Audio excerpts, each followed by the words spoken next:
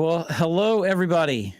We're here. I'm here. Clay's been here. He's been live streaming forever. He's a machine. I'm I here. am the machine. I'm back. I've been out of it, man, for I feel like forever. Yeah.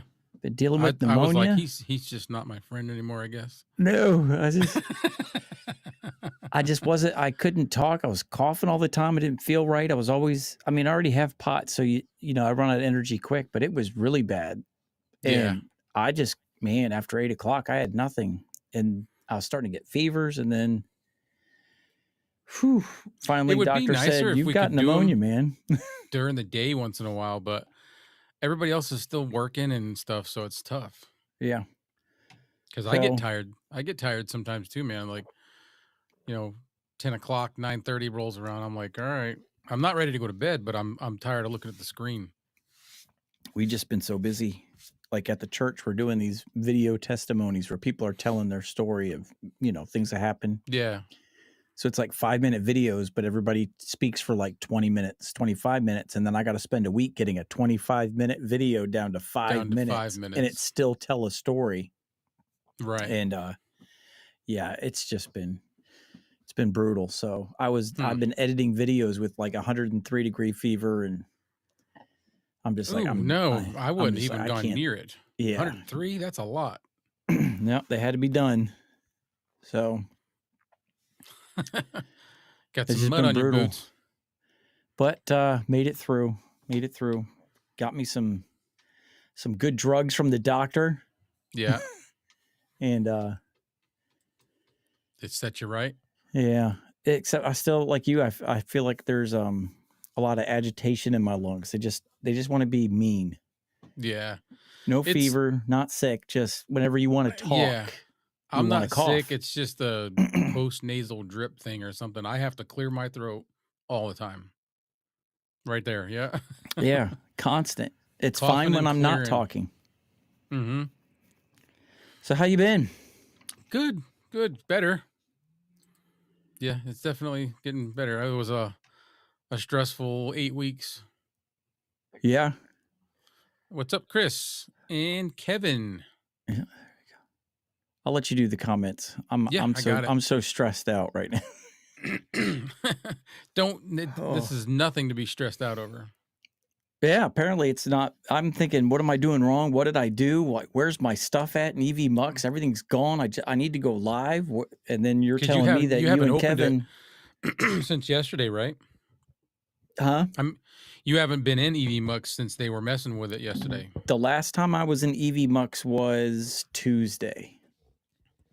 That's it. You were probably just still feeling the effects because Kevin was having trouble last night.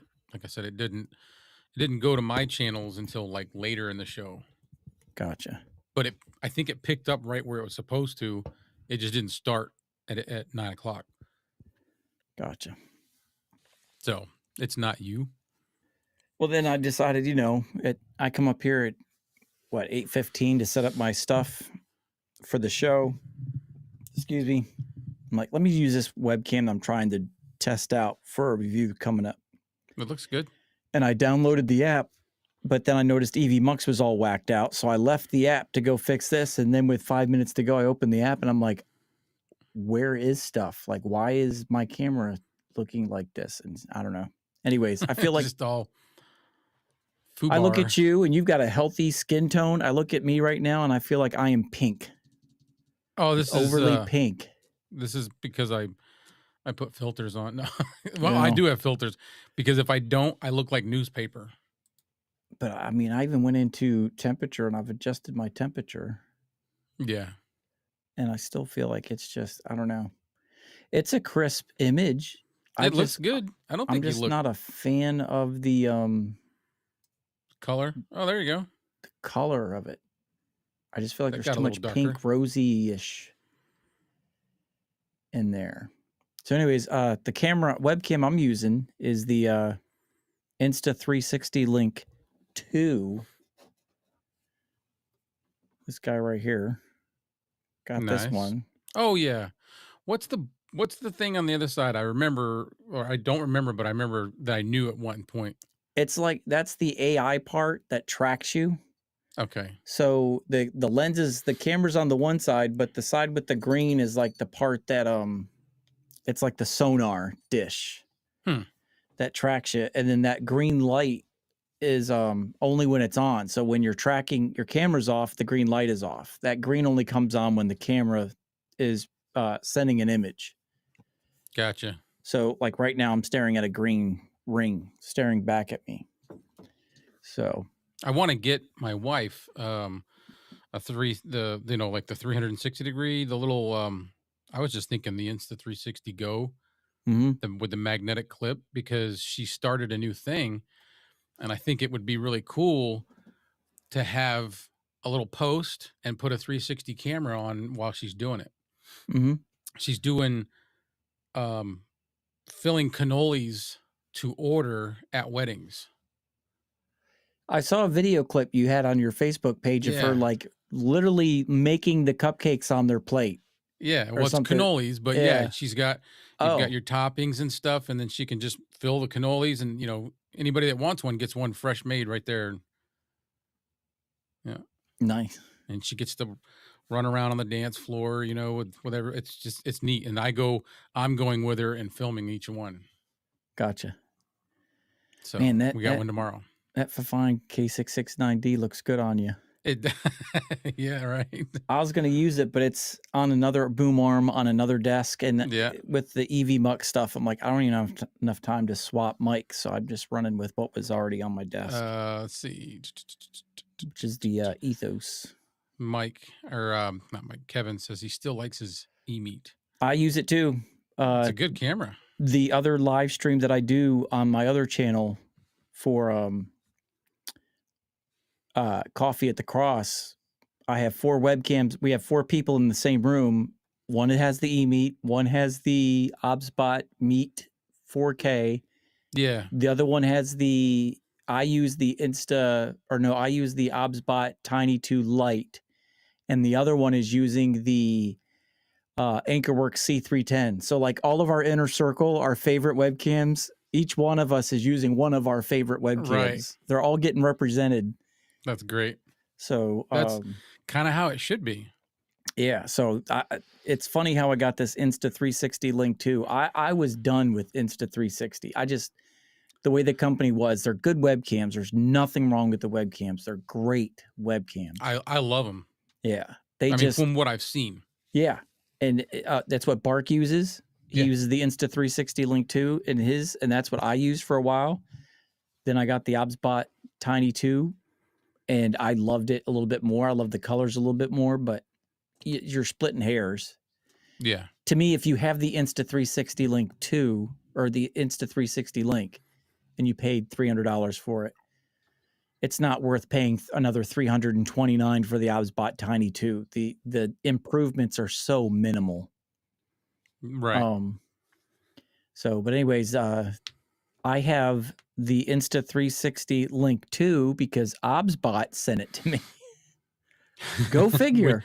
Now, did they explain that? Yes, they reached out to me, and like the story with Insta360 Link was when OBSBot came out with their Tiny 2 a year ago, they're like, hey, if we send you the OBSBot Tiny 2 for free, would you do a side-by-side comparison and just tell everybody that ours is better? And if you do that, we'll send you some extra stuff too. And I'm like, no, don't do that.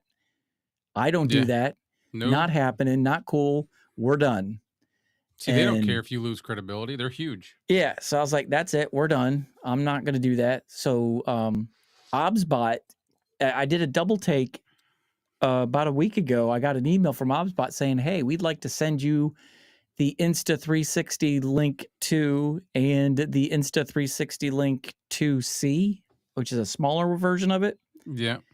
And we would like you to do a comparison video of them up against our Tiny 2 Lite and the OBSBot Meet, which is, let me see right here.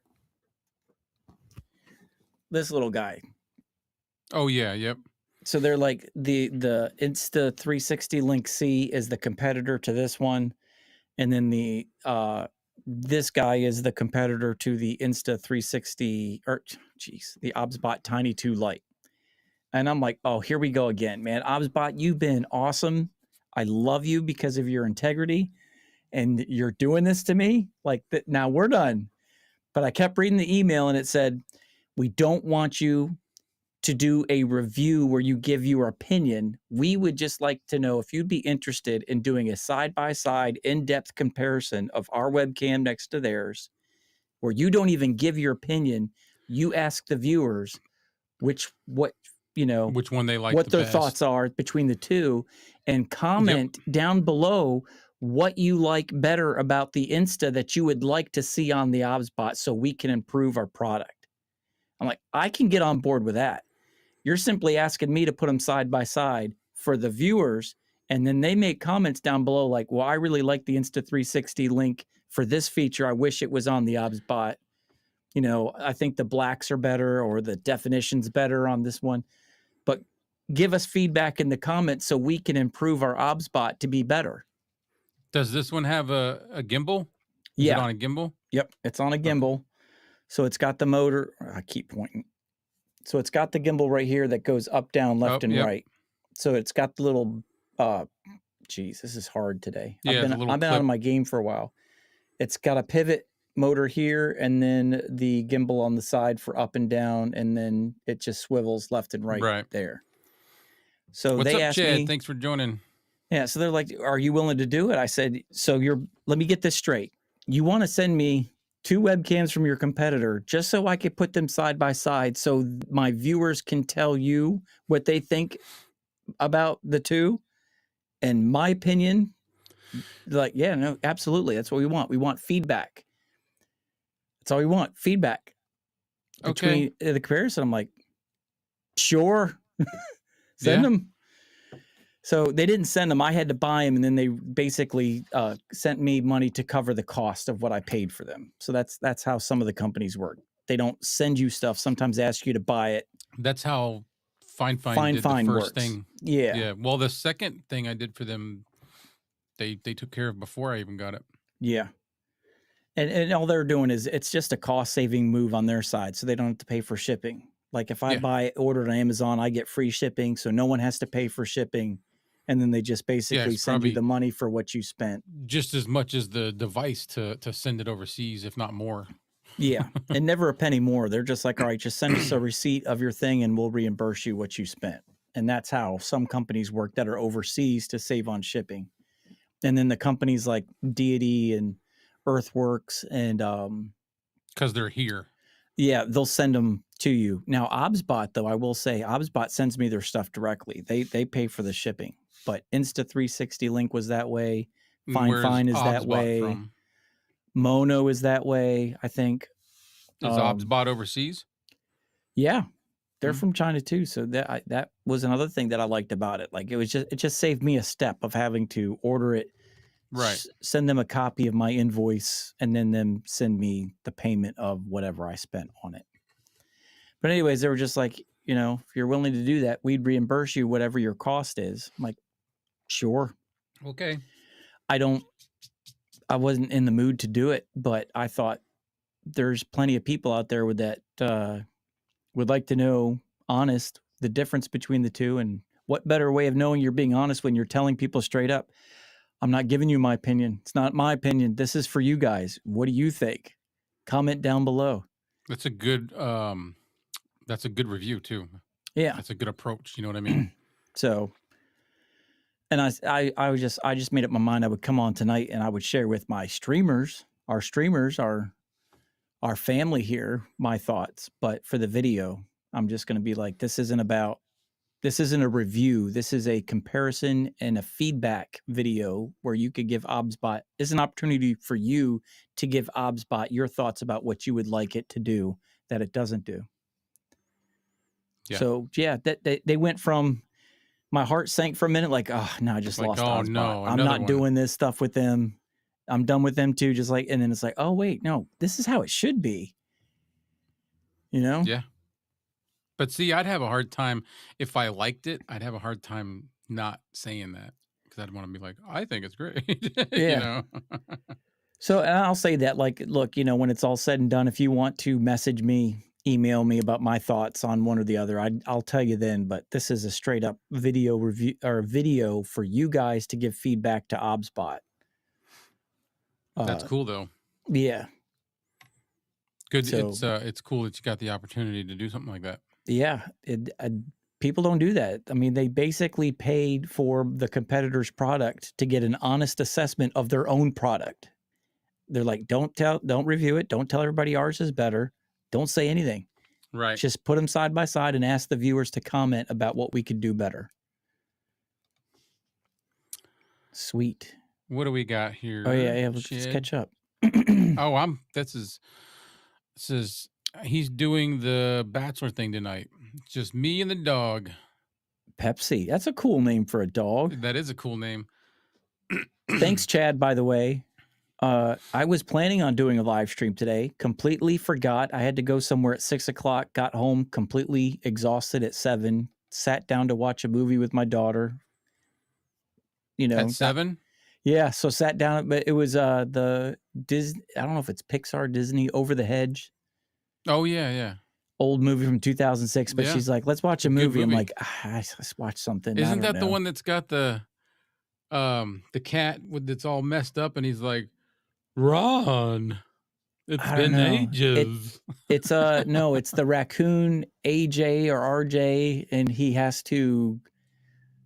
tries to steal food from a bear, and then he gets all these animals in the park to help him, a turtle, possums, things like that. What's the one where they're in the RV and they get out at the gas station and they're stretching and oh man, I don't know. It's got that cat. He's like real skinny and his eyes are all messed up and his hair is all goofy and it's funny. I don't know. I remember it. I just don't know them. Let us know, chat. Maybe somebody in the chat's seen it. But I was watching the movie and all of a sudden Chad, sends me a message. Hey, you gonna do a live stream tonight? I'm like, is it? And then I'm like, man, I hope this movie ends quick. And sure enough, that's the wonderful thing about kids movies. They last maybe about, an hour, 90 minutes tops. So I was done at 8:15 and I shot right upstairs. But perfect. Yeah, if Chad hadn't texted me, or, and if you hadn't messaged, if you were going to message me, if you weren't going to message me, I would have completely forgot about it. I was leaving that completely on you tonight. I was like, I'm just going to let him come to me. He's not feeling good. I don't want to mess with him. I feel good in the day. It's just in the morning and at night, it catches up to me. Chris says he would like to see the E-Meet to have a micro 4/3 interchangeable lens mount as opposed to the fixed lens. Would love to see that. Same setup in a 2-axis gimbal. Keep it simple but functional. What I love about the E-Meet, I love the E-Meet's image quality. I absolutely love it. What frustrates me about that is the app. Yeah. It's, I have that fixed on. You've told me. Yeah, I have that fixed on one of the hosts on my other show, and every time I got to go in there and dial it back in. And I don't know if it's supposed to save it or not, but I just feel like every time I go in there, I'm back to 0. Right. Whereas the OBSBot, this camera, wherever you leave it, when you turn it back on, it's there. It's there. What I love about the Anchorworks C310, something I found out the other day is you need next to no light whatsoever, and that thing can still crank it as if there's lights in your room. Oh, really? Yeah. The one light we were using on one of the hosts was a ring light, but it felt really bright. So I turned it all the way down, and we had the auto exposure on, and it like dialed right in with hardly any light whatsoever. Nice. I'm like, wow, that was impressive. So the C310 is like an amazing low light. And what I noticed also, like the last couple of weeks have been stressful here with lighting. I forgot my panel light, my small rig panel light that I have on me with a softbox attached to it. I had taken it to the church to record some of those videos I've been recording of people to play for the church. And I left it at the church, and I used that for that live stream. So I had no light from me whatsoever. I'm like, oh my gosh, all I have is this yellow house light on my face. Yeah. And I was able to take the color correct and just cool it down. And I could not tell the difference between having a studio softbox light on my face and a regular light. And I'm just sitting here thinking, that's cool for people who can't afford lights. Yeah. You can just Well, slide that temperature down and it dialed I my face have and my tone in just right. this light. What's up, King Paco? By the way, I have this light in here. It's a like those ceiling lights for like a bedroom. It's got the little glass thing that you attach with the little screws. Yeah.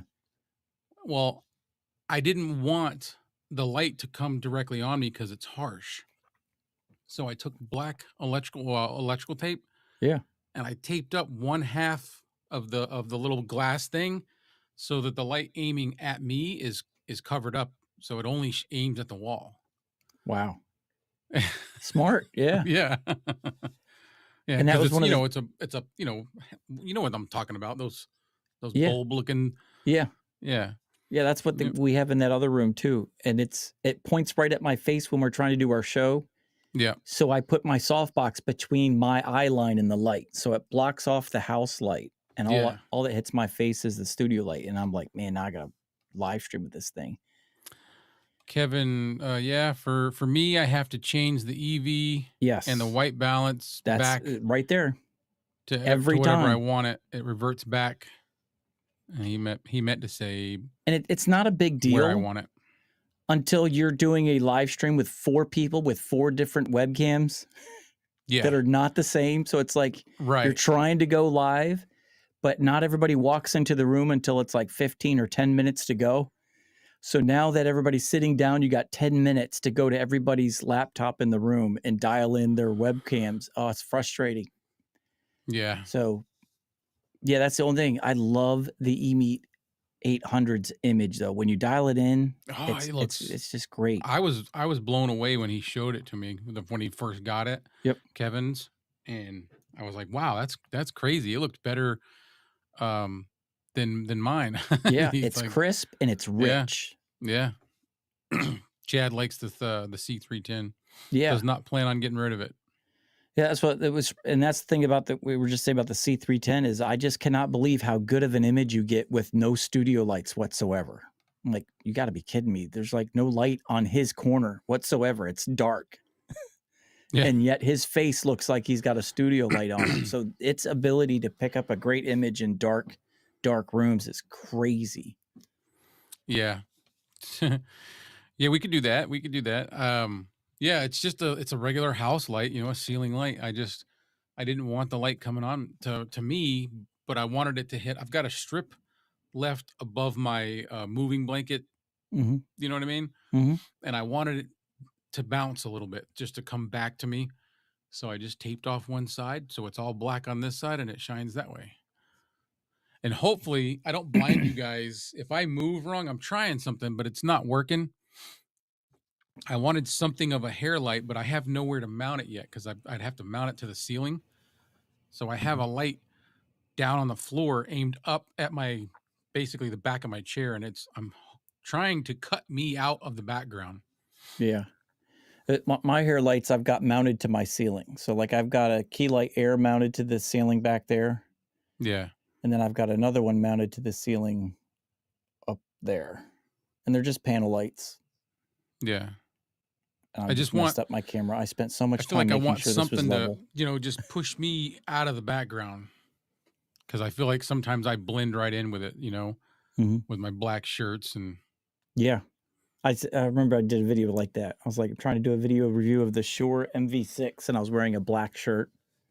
Can't even see the microphone. Right. Oh yeah, you said you wore the wrong color shirt. Yeah. I was wearing a black shirt. Everything was black in here, and like you couldn't see it in my shirt except for the green ring right there. Yeah. Aren't those interchangeable? You can put different colors on them? No, it's part of it. It's all right. It's part of the cage. Man, that's crazy looking. It's part of the cage right there, and it's screwed on. So it's not RGB. It's the actual color of the plastic. Gotcha. Yep.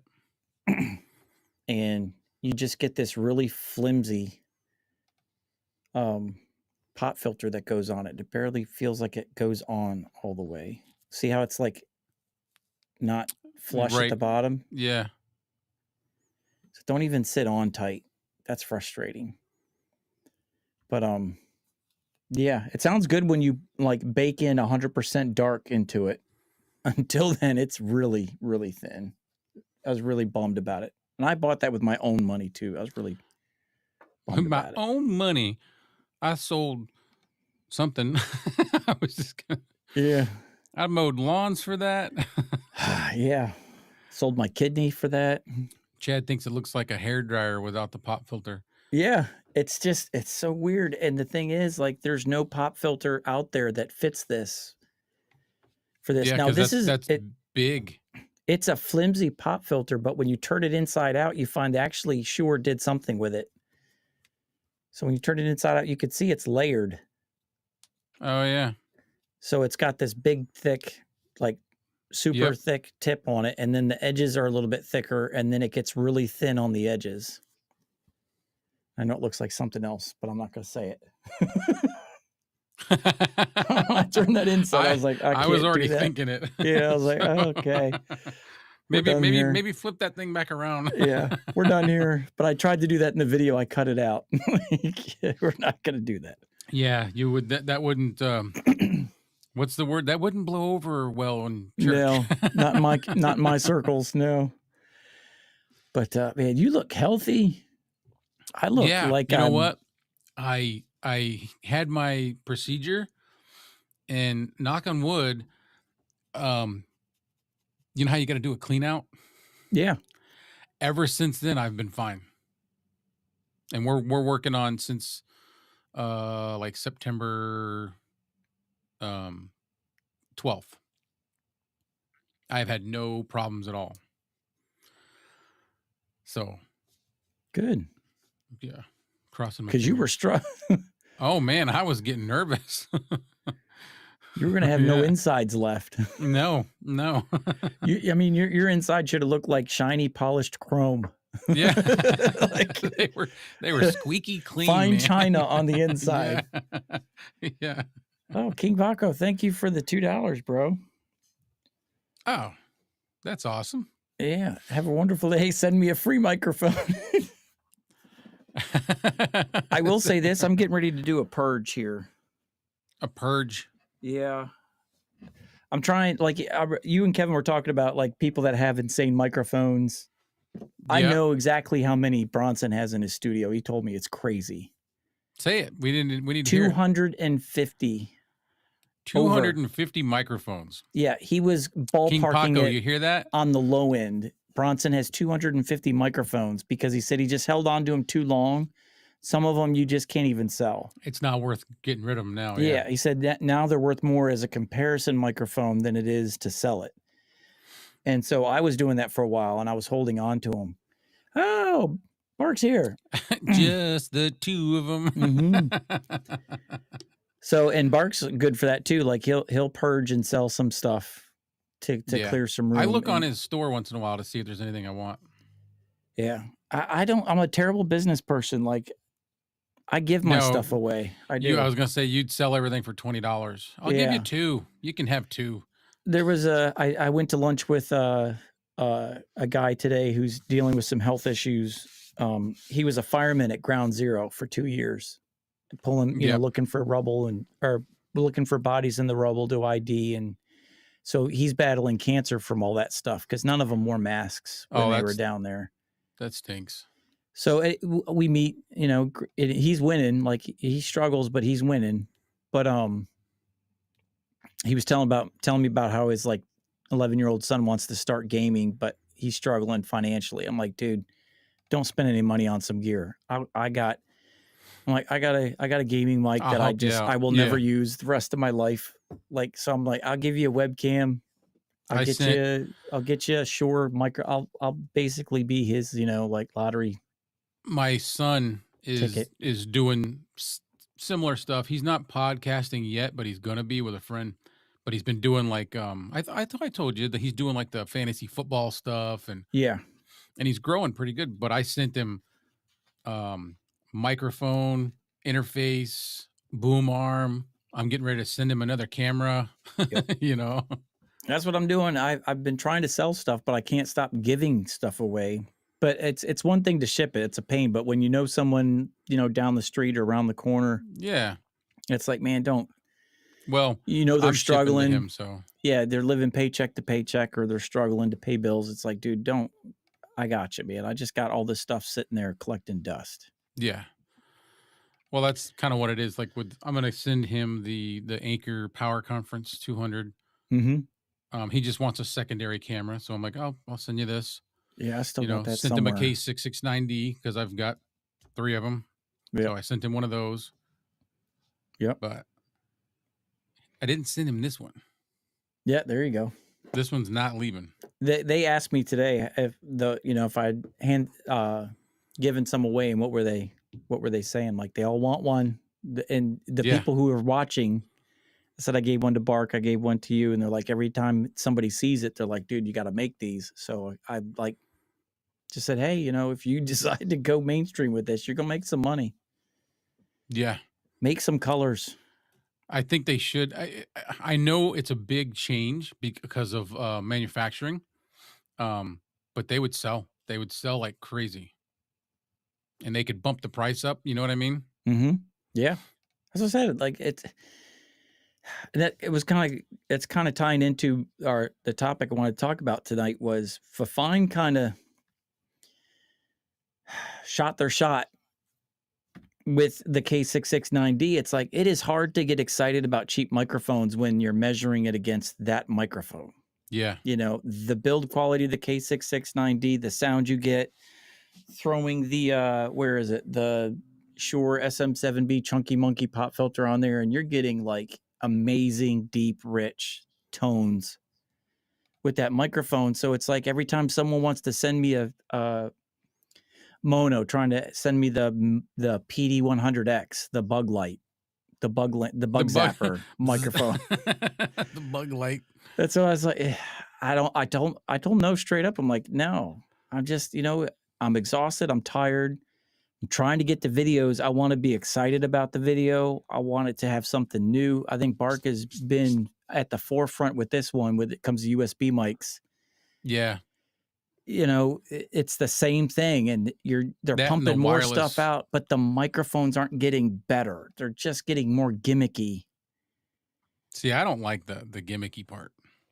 Yeah, it's like these microphones are coming out with are just like the AM8. That thing sounds so good. Yeah.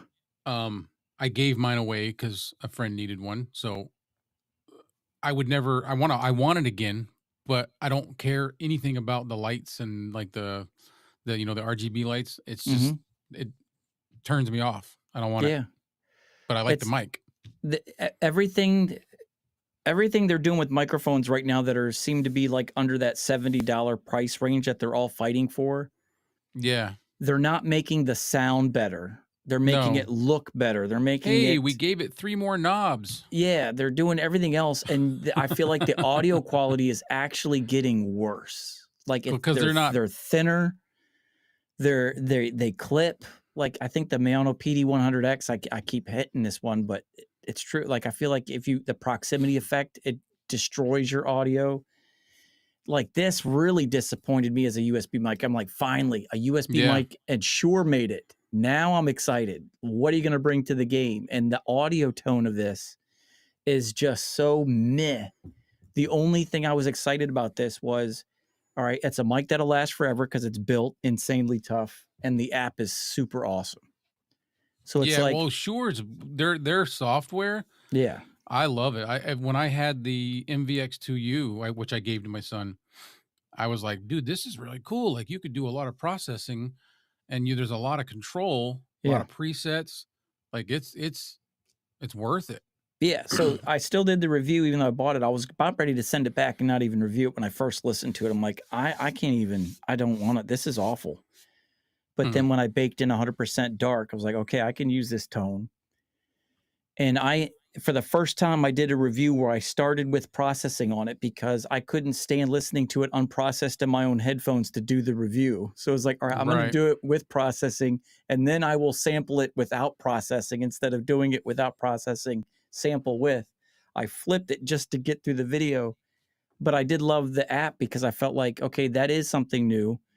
It seems like the only ones out there that are doing something like that is Beacon with their software app where you can bring in gaming, chat, Discord, and all that in their But you're software that not comes with the processing. mic. Elgato with their Wavelink software. So I was like, those were the two. Now Shure's jumping in. Okay, so that's why I still did the video. I'm like, Shure's now jumping in. This is the mic they give you out of the box. It's like nails on a chalkboard. Awful to me. But when you slide that thing all the way to dark, I can use it. I'm like, okay, Yeah. okay, you saved it. I want to see this $9.99 XLR USB Yeah. combo. I'm scared. Like, You're scared. like I'm if they're scared. selling it for that much, what Yeah. did they put into it? It's got to be like 90% RGB. It's clear. It's like they made it in a sandwich bag, Yeah. a Ziploc. But I just feel like when it comes to USB only microphones, the only mic that has moved the needle at all is the MV6, and not because of the mic, but because of the app and the Toner TC310 that Bark, yeah, came out with first. He did the review on it, and I reviewed it a little bit after that. Just because at that price, it was a handheld that had great off-axis rejection for people trying to live stream gamers on the kid in high school trying to start a gaming channel with a fan in the room. I'm like, okay. Yeah.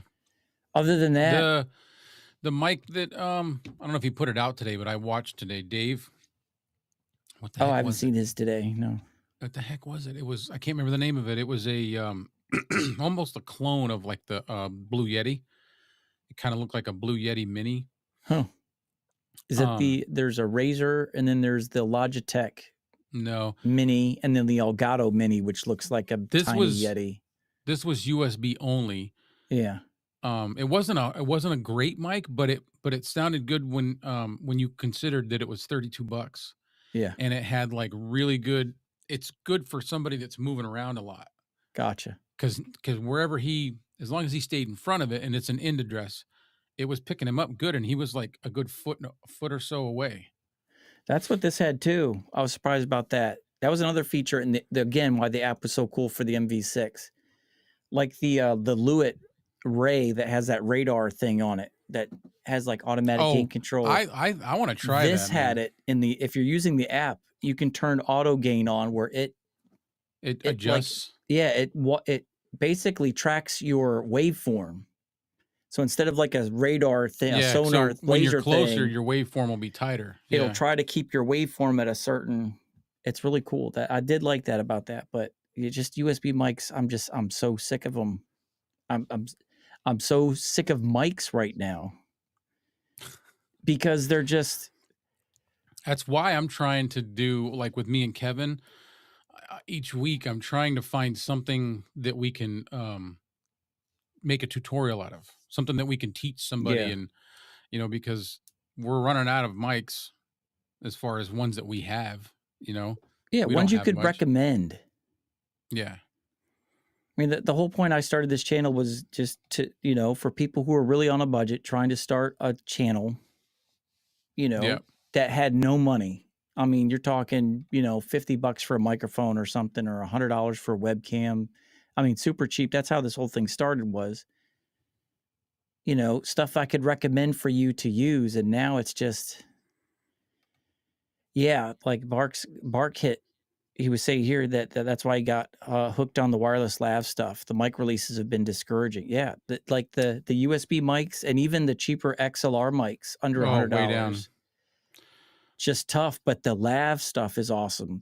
FineFind reached out to me today about their 2 wireless lav set but it's not a lav set. They're transmitters and receivers. You can't plug a lav into it, but it was under $100 or something like that. I'm like, okay, yeah, I'll take a look at it. But yeah, I'm with Bark. It's like the only ones that the new innovative cool stuff that is happening is that the wireless clip-on receivers, the Hollyland Lark, and the Mono even had the smaller ones. I think Dave and Bark reviewed those. Yeah, those are really cool, and I'm getting into those because I'm doing a lot of those interview style videos, like once a week.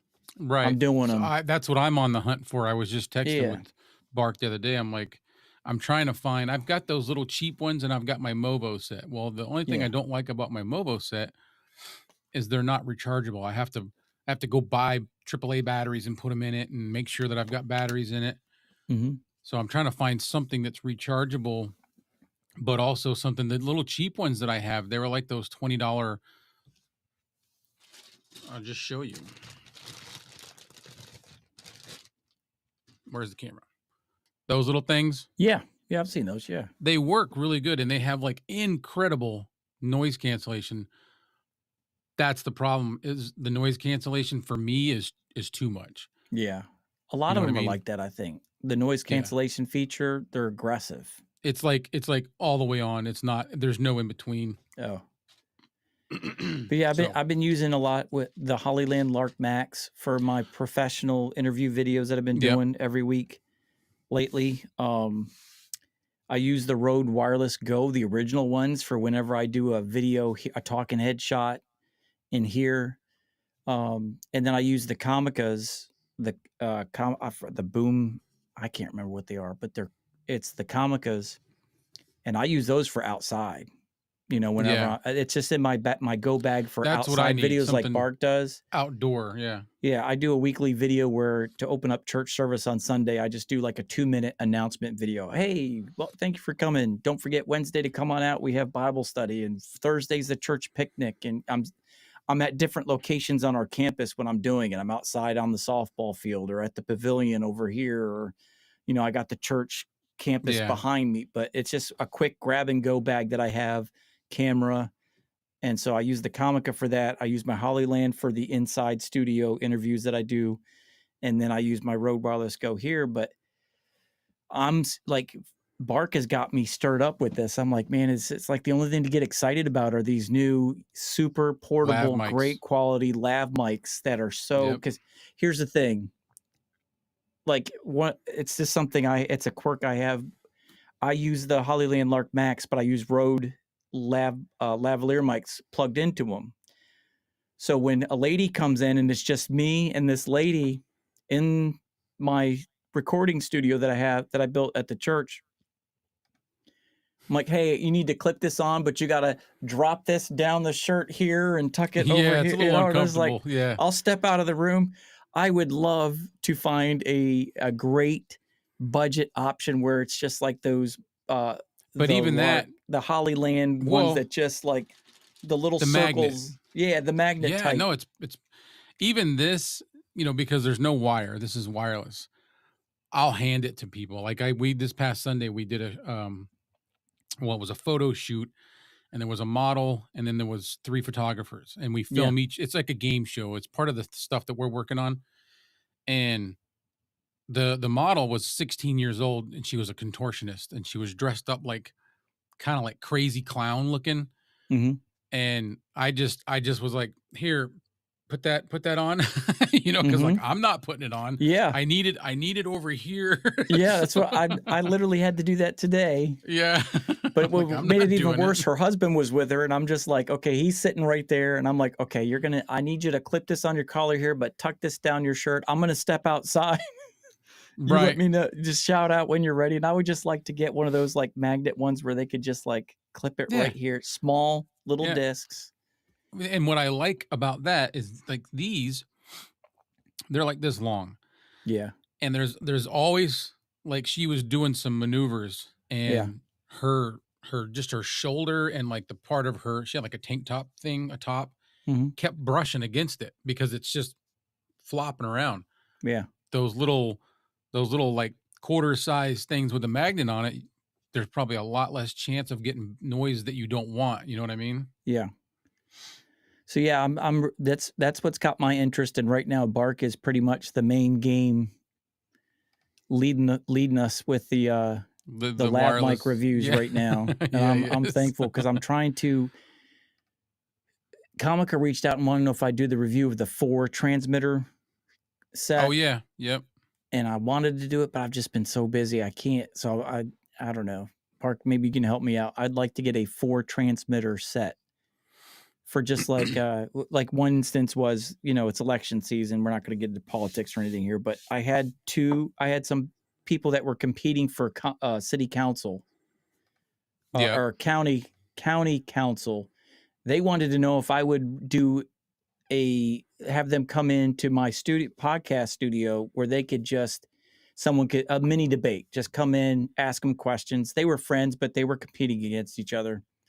But they just wanted me to record something for them to put on Facebook to post in the community so you know who to, Yeah. And I'm like, that I have a bunch of two transmitter sets. I don't have anything over 2.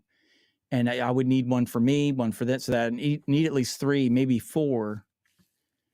So it's like, I need to get into this. So I'm starting to pay a little more attention to it. So he said that's why he got hooked on wireless lab stuff. The mic releases have been discouraging. Yes. Epos Vox posted a video this morning I saw where he was just talking about, he's had a lot of excuses why he hasn't been making a lot of videos lately. And he said one of the reasons is he's just so swamped with gear, and it's a lot of gear that just doesn't move the needle. So there's not a lot of motivation to make the videos. And then when he finally gets to it, it's not even relevant anymore. Right. So he's like, I just got to start being better selecting the stuff I want to do. Cause like Bark just said, the mics aren't moving the needle anymore. All the mics I'm trying to get now are all like over $200. I'm like, everything right now under $100, I have no interest in. I can't, unless somebody's sending it to me, I can't start reviewing multiple mics that are even over $100. I can't keep doing that. So here's the blessing. Like, I've been so busy for 3 months, all my Amazon affiliate money coming in. I haven't touched it because I haven't been able to really make a video except for what someone did send me. I did spend money on this one. But like the Insta360 Link 2 that I'm using right here, this was sent to me. But so I haven't spent any money in like 3 months. I've been so busy, and then I got sick. So it's like all this money's accumulated. So I was telling Kevin earlier, I said, man, I actually might be able to get my Neumann BM705 mic. It's a $700 microphone, but it's a studio broadcast microphone. It's been one of my favorites for years. Like I always listen to my Detroit sports radio show every day for 4 hours. And those are the mics they have in studio. I love how they sound on everybody's voice that uses it. And they've got different voice. They got deep guys. They got a guy with my style voice, which is annoying. And then, but they got deep voices, lighter voices, thin voices. And they all sound amazing on this microphone. And then they've got an RE27 in there, and then an RE20 in there. So when you hear them on those other mics, you're like, you can hear the difference. And I'm like, man, I really like that Neumann. I want to figure out a way to try out an RE20. I can't afford one, but I think I want it for the Chronicles. Yeah. Just for, yeah. I don't know. I just want to hear it. Great mic. That was the one I've been saving up for. That was my dream mic that I've wanted, because that's what I started with when I had my radio show back in the 90s in high school. We had an RE20 in there. I like that one. Oh, the Ethos? Yeah, but the sounds that I've been like more and more hearing that I think I would like with my voice are the RE20 and any of the Lautons, but I can't afford none of them. I reached out again. Bark, if you're listening, I reached out to Lauten again. I said, hey, man, it's been a year. Can I get one of those? Bark has one. Bronson has one. I don't have one. I'd love to compare it with the Ethos. It'd be great. And they're like, man, appreciate you. It's the end of the year. We can't afford it. Maybe reach out to me at the beginning of next year. We'll see what we can do. The Bulldog I am Social trying Podcast. so hard How to get doing? that LS208 that Bark. Yeah. That's just an amazing mic. That one would be good enough, but like there's another one that they have called the Atlantis. That I really, man, but it's like $1,800, and that's just not. Nope. The Mayono wireless mic set. Has the magnets. Haven't used it yet. Yeah. Tried to use it once. Yeah. Okay. I didn't even know Mayono had a wireless set that had the magnets. Dave Satura did a video review of it. Yeah. And it was pretty good. pretty good. What is? He was walking around the neighborhood with it. He left his house and walked down to the tennis courts so you could hear people in the background and all kinds of stuff. It was pretty good. All right, I'll send it to you. He said he sent me a link for something that you could use at the church. Nice. Thank you. Yeah, so right now I'm going to be able to buy an expensive microphone, which is the only thing that got me excited. But it's also depressing because if once I get this microphone, no one's going to want to buy it. So when do review a microphone, they're like, why would I pay $700? It's purely a selfish purchase. Which one? It's the Neumann BM705 broadcast mic. That's a very selfish. Very selfish. And here I am at 2,000 subscribers going to do a review of a $700 mic. It is like going into a trailer park and trying to sell someone a Lamborghini. Like, it's just not going to work. Right. It's not. And it goes against everything I would say. Like, don't buy this. This is a review of the Neumann 705. Don't buy it. It's ridiculous. Get yourself a case. Mark just said it too. I see here.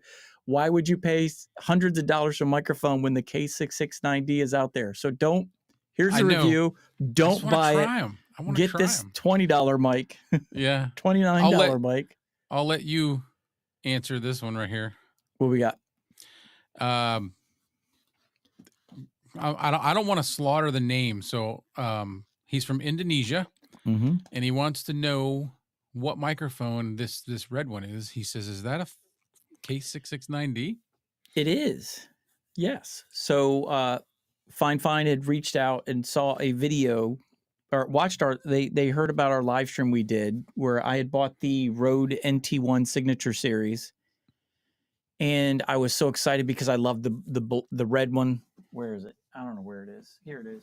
You gotta, yeah. So I bought it because I love the look of it. The black with the black shock mount and the red and everything. And I just love the look of it. And then I plugged it in and I was so not impressed. And I think Bart can echo that one. Well, it sounded okay. Yeah. But halfway through, everybody wanted him to compare it to the K669D. So he hooked up the 669D and everybody was like, all right, yeah, just leave that other one off to the side. But I want a red microphone. So Fine reached out and said, hey, we will definitely make you a red one as a thank you for collaborating with us and just making some great videos. And so they sent me out a couple of them. It is supposed to be just one, but they ended up sending me out a couple of them. So I sent the extras out to Clay as co-host, and then I sent the other red one out to Bark from Obscure Mics because he was the guy that found it. Bark found it for all of us. Yeah, Obscure Mics is who we all started seeing this on. So, dude, I'm just telling you, if you guys are watching this right now and you're not subscribed to his channel, you're missing out, bro. Yeah. Obscure Mics, Obscure Tech. He's got a couple other ones. Those are the two main ones that I watch. Good stuff. He's got his pulse. Like, Bark, you got your pulse, your finger on the pulse of the nation right now. Because I'm just saying, like, I have been looking at these monitors to hook up to my MacBook 13-inch M1 MacBook Pro. Because everywhere I go, I've got a 3-monitor setup. At the church for editing there, 3-monitor setup. When I come home, I got one here. But there's sometimes I just want to go out to the park, like Bark in the Park, and I just want to sit down and edit a video while my daughter's riding or climbing trees or something. But I can't do it because I need more than one monitor because I get into DaVinci Resolve and I need another monitor to pull files in and out of. I get so annoyed when I got to minimize DaVinci Resolve, then open up a file, drag it. It's just a pain. When I got to minimize DaVinci. Oh, gotcha. Oops, did that come in? Yeah. It's because my phone is connected to my Vocaster and I'm trying to send somebody a link to the show. Oh, gotcha. But yeah, it's just a pain. So I was like, I want to get one of these monitors, but I've never seen anybody that I know use one. And it just felt so gimmicky. And then Bark did a review of one the other day and I'm like, oh, there, I took care of that. It is good. Okay, I'll get that one. Right. So when I do get that, I'm going to use his link. And it's not 90. When I hit it, it's not 99 anymore. It's 150, but I will still buy it because I can trust it. No, the second monitor that clips onto the M1 MacBook Pro that he did on Obscure Tech the other day. So yeah, I have to go look for that. I didn't see that. I loved it, man. I was like, this is perfect for what I need. He said, don't buy it. Is it one that has like 2 monitors? It's just a separate monitor, but it clips on to your existing laptop monitor. And now you've got 2 side by side. And I would just, like he was saying in his review, it's not amazing color accuracy, but it's great for like surfing, internet. And I would just need that second monitor as my monitor to go into files and drag them into DaVinci Resolve. Exactly. Oh, thank you, Bark, man. Now I got to send you something. By the way, I still want to send you that SR117 for you to review too. The Earthworks SR117. Yeah. I'd like to hear his voice on it. I know, me too. That's why I need to know. I need to know. What is he going to send you a what? That monitor that clips on. Oh. He is the man. He's like, don't buy it. That hardly seems fair. I know. Hardly seems fair. They have like one. I need to do something more. I didn't see it on a MacBook, but I saw it on like a an HP, and it clips onto your, you open up your laptop, it clips onto the back, and then it's got 2 screens. Yeah. So I saw that 3. too. I'm like, oh, that's perfect. 3 monitors set up somewhere else. But then I'm like, yeah. No, I go on a 3. I've got 3 monitors, but I close the MacBook when I'm doing stuff, and I just have 2. That's enough for me. Bart just made my Christmas. What's up, Bill? Thank you, man. It feels weird for me to call him Bill, but whatever. Bill? Yeah. We grew up together. Yeah. Did you? Yeah, and we didn't call him Bill, but what we called him doesn't sound as adult as Bill, so I'll leave it at that. To us, what we called him, there was nothing wrong with it. Later in life, lingos changed. People started using what we used to call him for something else, so it sounds weird now. So I will tell you the worst name I've ever had to call someone to their face, and I almost lost my job because I couldn't keep a straight face. All right. Go ahead. So a guy comes in. I used to about 6 or 7 years ago, I was working at a lumber yard, and I was a salesman, but I was covering the front counter during lunch break. So I was at the front counter. Guy comes in, says, "Hey, I need to get some hardy board and some plywood and this and that." I'm like, okay. So I put it all in the computer. I said, what do you want for your purchase order? And he's like, just my name. I'm like, okay. And he says, Dick Moorhead. And I did what you did. I started laughing out loud. And he had the most upset look on his face. He looked at me like, What? What's funny? Yeah. That's my name. I'm like, are you serious?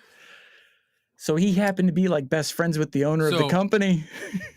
He said I could say it. So his name is Bill William.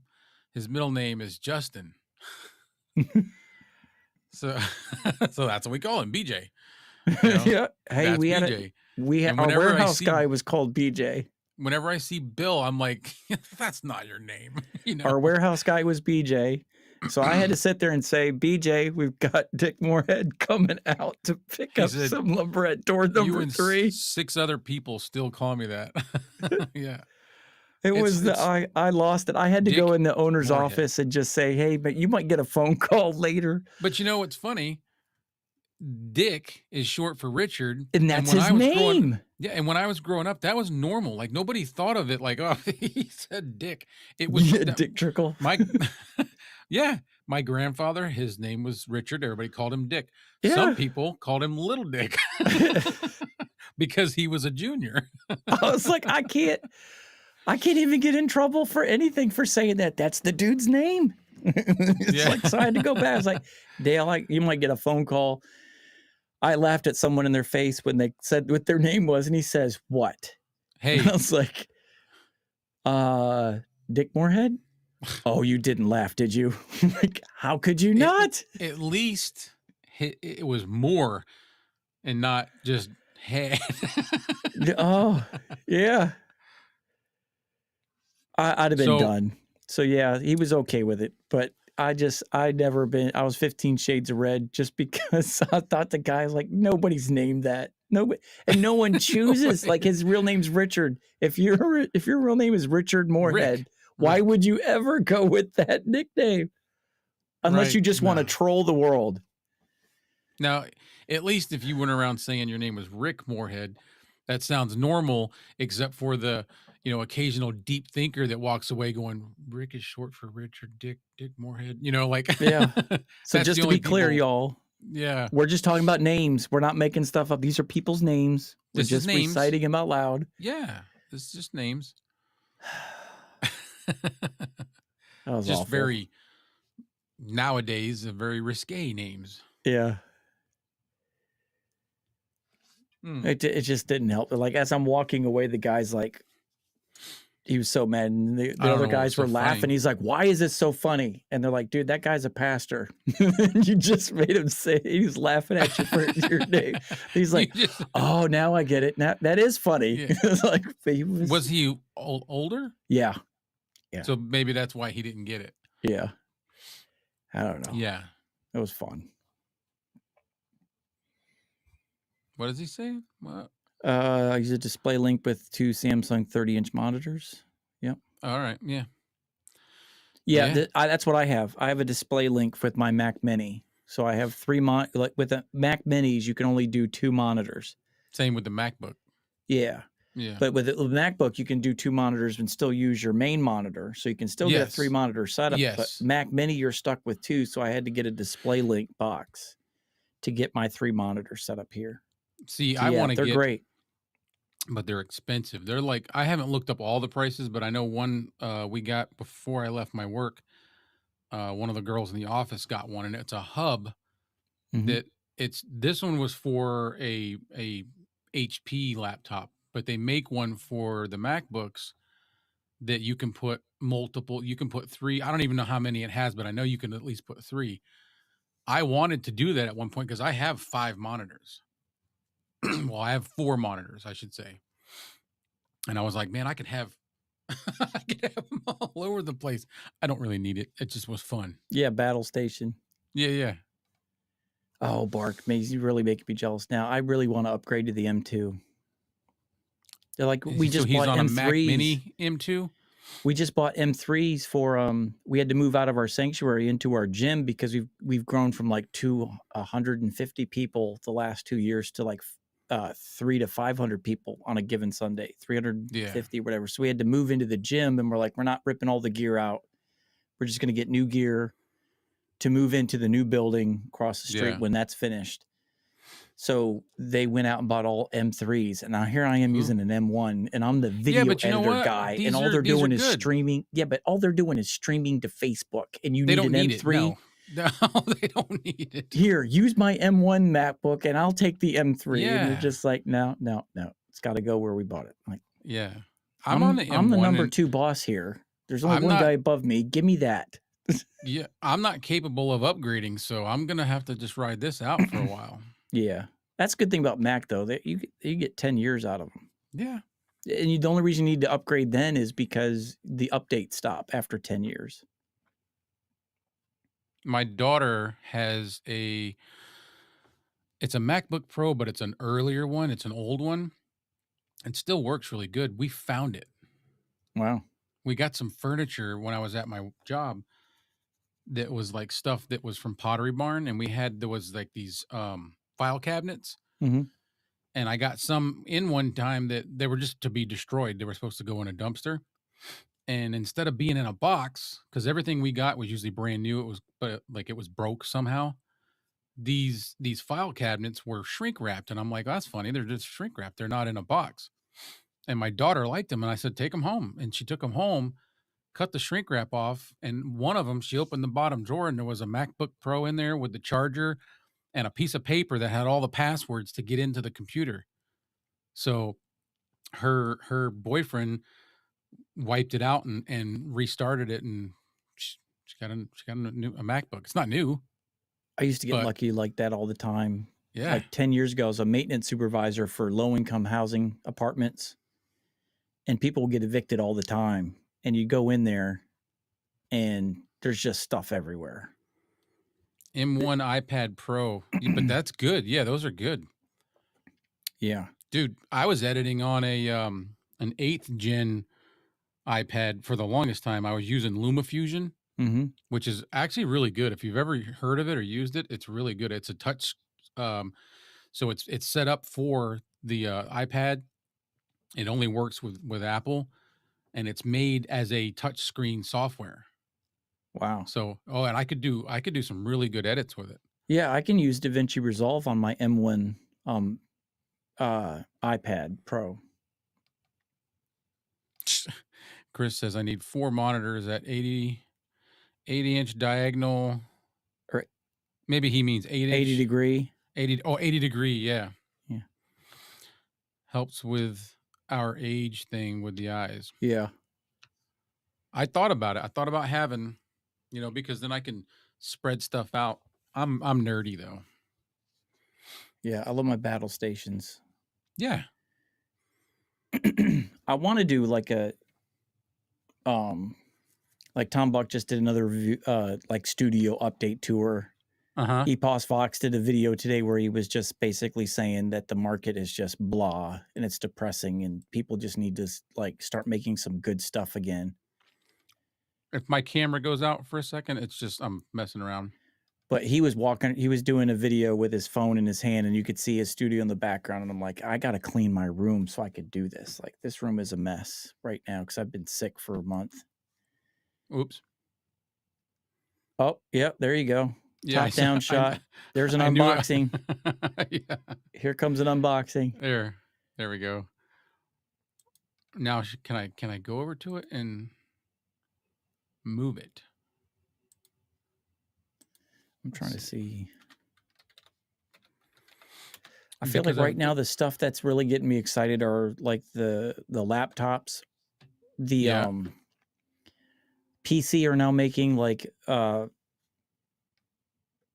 PCs that are the size of the Mac Minis now. And they're like $700-800. And I want to get one of those just so I could do reviews of USB mics that are only, Windows microphones, like the Rode XTM100 is a Windows only type USB. Yeah. The Beacon. I tried to review that on my Mac Mini and it was awful. I sent it back. I don't know. I'm very thankful and grateful for the one that I have. And I'm going to have to be stuck with it for a while. I'm trying to look up the LumaFusion is solid. I'm trying to look at that one. I just talked about the LumaFusion. How do I change the position of that? I was going to see if I could show my setup. Image. Yeah. I love DaVinci Resolve, but it's such a learning curve, but I've been using it for 4 years now that I'm starting to get better at it. I am nowhere near where Bronson is. Like Bronson gets into the color grading and stuff. That's what it's known for. Yeah. It's what the professional studios were using for color grading. And then but everybody's using Adobe for editing. So DaVinci decided to really step up their game so they wouldn't double dip. So they really have gotten really good. So I've gotten pretty good at the editing and the effects and things like that. But color grading is still, I haven't even touched it. And I honestly don't want to, because I think, like where Bark is at, there's just a point where it's unnecessary to have 4K, true 4K camera. Like I'm using a webcam right now for the live stream. You're using a phone. Yeah. I use my camera for my video reviews. It's good enough. But for live streaming and all that other stuff, even on a quick video review, my podcasts, I use the webcams just because how easy they are. You can pack them up in a backpack. You can go. So like going back to the color grading, a webcam, you can color grade it right there on your screen. Yeah. You're going into your temperature, your shutter speed, your ISO. You could adjust all that and avoid the color grading. My Sonys I got dialed in right now, but I have never really I think I've only color graded one video, and it was because I had an orange shirt and I had my palette wall behind me, So the and orange I was all looked like wonky. a talking orange. So I was like, I need to dim down I need to dial down the saturation a little bit. That's the only time I've ever done it. But like Bronson, he is all over color grading, and he does an awesome job with it. I Yeah, he's just really don't good. want to spend that much time Because for you want to my be able to get schedule. stuff done. Yeah. Yeah, for my schedule, it's just like the return that I would get. I'm not willing to spend that kind of time learning it. And right now, just admit it. No one is going to turn off your video or turn away from it because you don't color grade.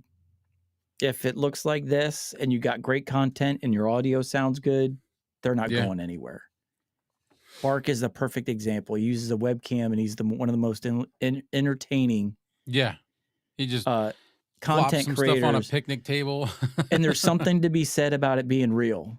Yeah. I watch his videos, and I could see how someone who's watching for the first time is like, oh, this guy ain't a shill. He's not selling me a bill of goods. This is a real dude who's reviewing it, and I'm getting the real deal. And he's funny. Yeah. So I'm it's looking just, back. Have I yeah. been missing a lot of comments? Yeah. Oh, yeah. We'll catch up. I'll shut up now. Well, what needs to be caught up? That's what I'm going to catch up. No, I'm not too bad. Chad, an Android user, it makes it too easy to sync to your PC phone. Yeah, if you have a PC, Yeah. just stick with Android. I have a Yep. Mac, and that's why I have iPhone, because it's So easy to airdrop. yeah. They So make easy. those ecosystems Easy. that way on Easy. purpose because they want you to stay in whatever ecosystem you're in. Yeah. I'll get done making these interview videos, and then we play them on Sunday, and then Sunday's over, and they walk up and say, hey, can I get a copy of that to take home? And I just airdrop them Yeah. a Boom. 4K file in like a minute, and it's on their phone. I believe it's the same way with Android, as long as everybody's got that. Yeah. I started off, I used to have a hoodie that it kind of looked like Pac-Man, except the Pac-Man was the Android guy. Yeah. And the little ghosts were all little apples, and he was eating the apples because I loved Android. I still do love Android, but I'm not one of those people that like, oh, Android sucks or Apple sucks. They all have their benefits and their negatives. Yeah. Yep. Apple, the only thing with them is they're slow. They release everything really slow, and that's annoying. Yeah. We just got something that not you, but Android users have always been able to do. We can now move our apps anywhere we want on the screen. Yeah. That was 10 years ago. I was always an Android guy. And then about 6-7 years ago, I got into the video production. Everybody else had Macs. So it's like, all right, in order to do this airdropping stuff, we're sharing files, we're trading stuff. There was about 2 or 3 of us that were working together, making videos, recording videos. And so It's like, and then the computers that we were using at the church for live streams, they were all Mac. So it's like, all right, and then we were using Mackie. We just got a new board. I forgot what the name of it is now, but we've been using a Mackie board forever, which had software with it called the Mackie Fader. And that was an Apple app. So you could basically take your cell phone and bring up the soundboard, and I could sit in my seat and work the faders, from my phone if I needed to. So it's like, I finally gave up my Galaxy and got an iPhone because of that. And I've just stuck with Apple now since then. Yeah. But yeah, I loved Galaxy, but it was just like, I just got to a Mac-osphere environment where everybody else had it. All the equipment was Mac. It was like, it's just going to be easier for me to switch to an Apple. And I have no desire to go back to Galaxy, not just because I'm used to it. I know it. Yeah. You know it. The only reason that I went back to iPhone was because of processing. I was always a Galaxy user. I had Galaxy S7, Galaxy S8. I loved HTC. What happened? What? Little click sound? Oh no, something just changed. I know what happened. Yeah. Have you ever used HTCs? Those are Yes. very good Android phones. I don't know if they're good anymore, but I was into those Back in the things. day, But yeah. no matter what I did, no matter how good of the phone I got, no matter how big of an SD card I put in it, at a certain point, they would always start lagging so bad, and I would have to like purge and get rid of stuff. I've never had to do that with an iPhone. It doesn't matter how much you put in them. For me, my experience, they just keep processing very well. They don't bottleneck. So that's what I went back to them for. Gotcha. So Equipment. I'm using the Insta360 Link 2 webcam, new webcam that came out. I don't know how new, but it's newer. It's like $199. Trying that out tonight. It's first live stream, second live stream I've used it on. I'm using the Vocaster 2 for my interface, and I'm on the Earthworks Ethos microphone. and I am on a iPhone for the continuity camera. It seems to never give me any problem, Bark. I don't know. It used to, but it doesn't anymore. So we're using that for a camera, Vocaster 2 for the interface, the BM, what is it? 88 Yeah. for the boom arm. Oh yeah, the low yeah. profile from Fifine, and the K669, the special edition, the Mike Newman edition.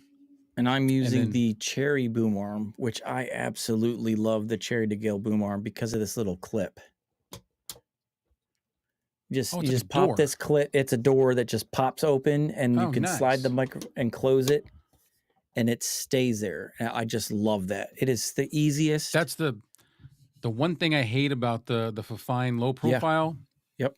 When I go to take them off, Mhm. I think it's when I take them off, I always end up hitting my finger on something sharp in there. Yep.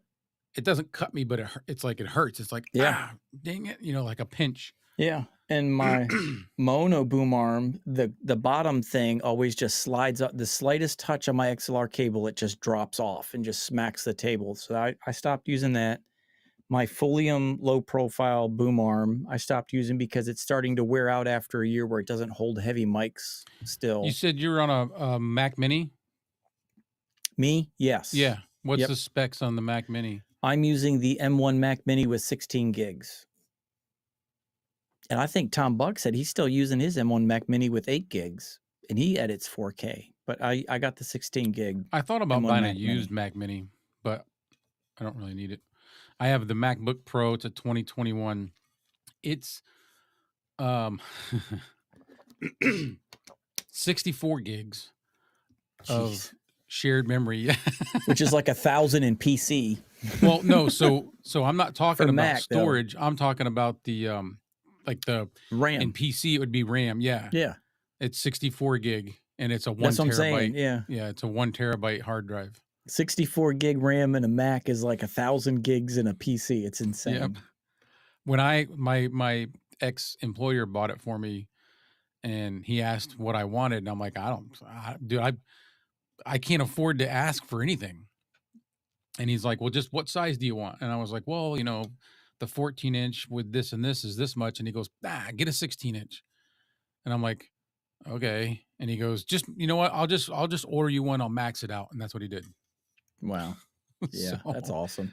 I know he's the best dude, man. I just seen him the other day. I'd never be able to afford 64 gigabytes of RAM. I got 16 gig, and that's considered a lot for a. Let me see about for this a Mac. All right. I wonder if I can share that. Because no. Oh wait, window. Yeah. Just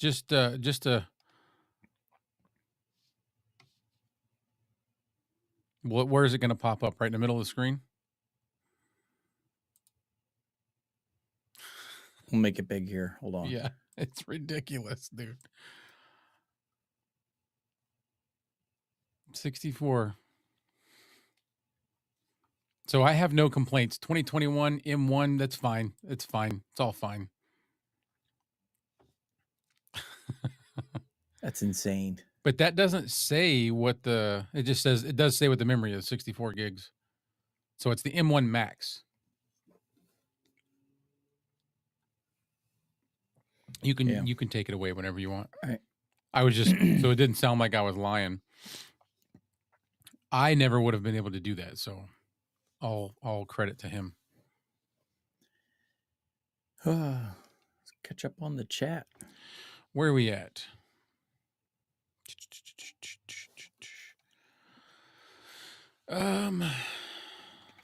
I can't see it.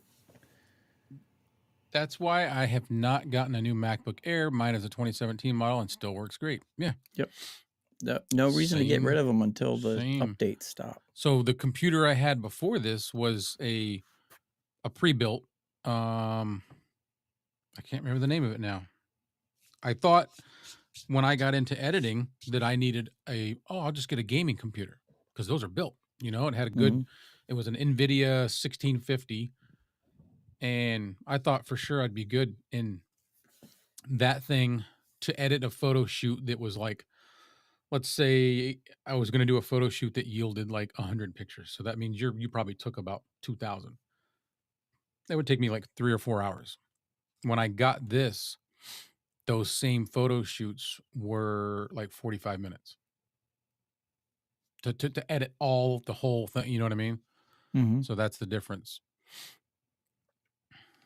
So Chris earlier was saying TVs, 80-inch TVs. Jeez. I guess he's talking about so we don't need to wear our glasses while we're sitting here. You don't wear glasses. I've do now you? Yes, I am now. I have now reached progressive phase. I have progressive glasses, and that took a while to get used to. Oh my goodness! I'm still kind of. I started wearing them the last week of September, and it's. I like them way better than the bifocals. Yeah, I love them for driving. Yes. So much more better for driving. Yeah, well, my wife loves it better now that I can see. Yeah. If she's in the passenger seat. Where else do we? Mike, it keeps bouncing around. Bill says he's late. Are we talking about editing? Can he bring up the GoPro? He's been asking me a lot of questions on the GoPro so that he can start editing some of the things that he does. He dives. Mm-hmm. And he's wanting to maybe start a channel about his dives because he goes fishing, catches big grouper, lobsters. But I'm not well rehearsed in GoPro, so I'm like, I have a know. GoPro, but I stopped using it because it overheats all the time on me. Right. Even when I try to use it in a setup here with a capture card, it overheats. So I haven't used my GoPro in years. Yeah. I just use my phone now. Yeah. I got a gimbal. When you're out and about? Yeah, I got a gimbal for my cell phone that I use. Like I have an Osmo, the old. Yeah, mine's the Zhiyun. Oh, okay. Yeah, those are good too. Those work good. I'm thinking about getting a new one because mine keeps the battery life is really bad now. It doesn't last very long anymore. Chad, I have both iOS and Android as well as PC and Mac. Everything has a use I still have a case. PC laptop that I use when I need to use a PC. When I have something that's specific to Windows, I use it. Right. Yeah.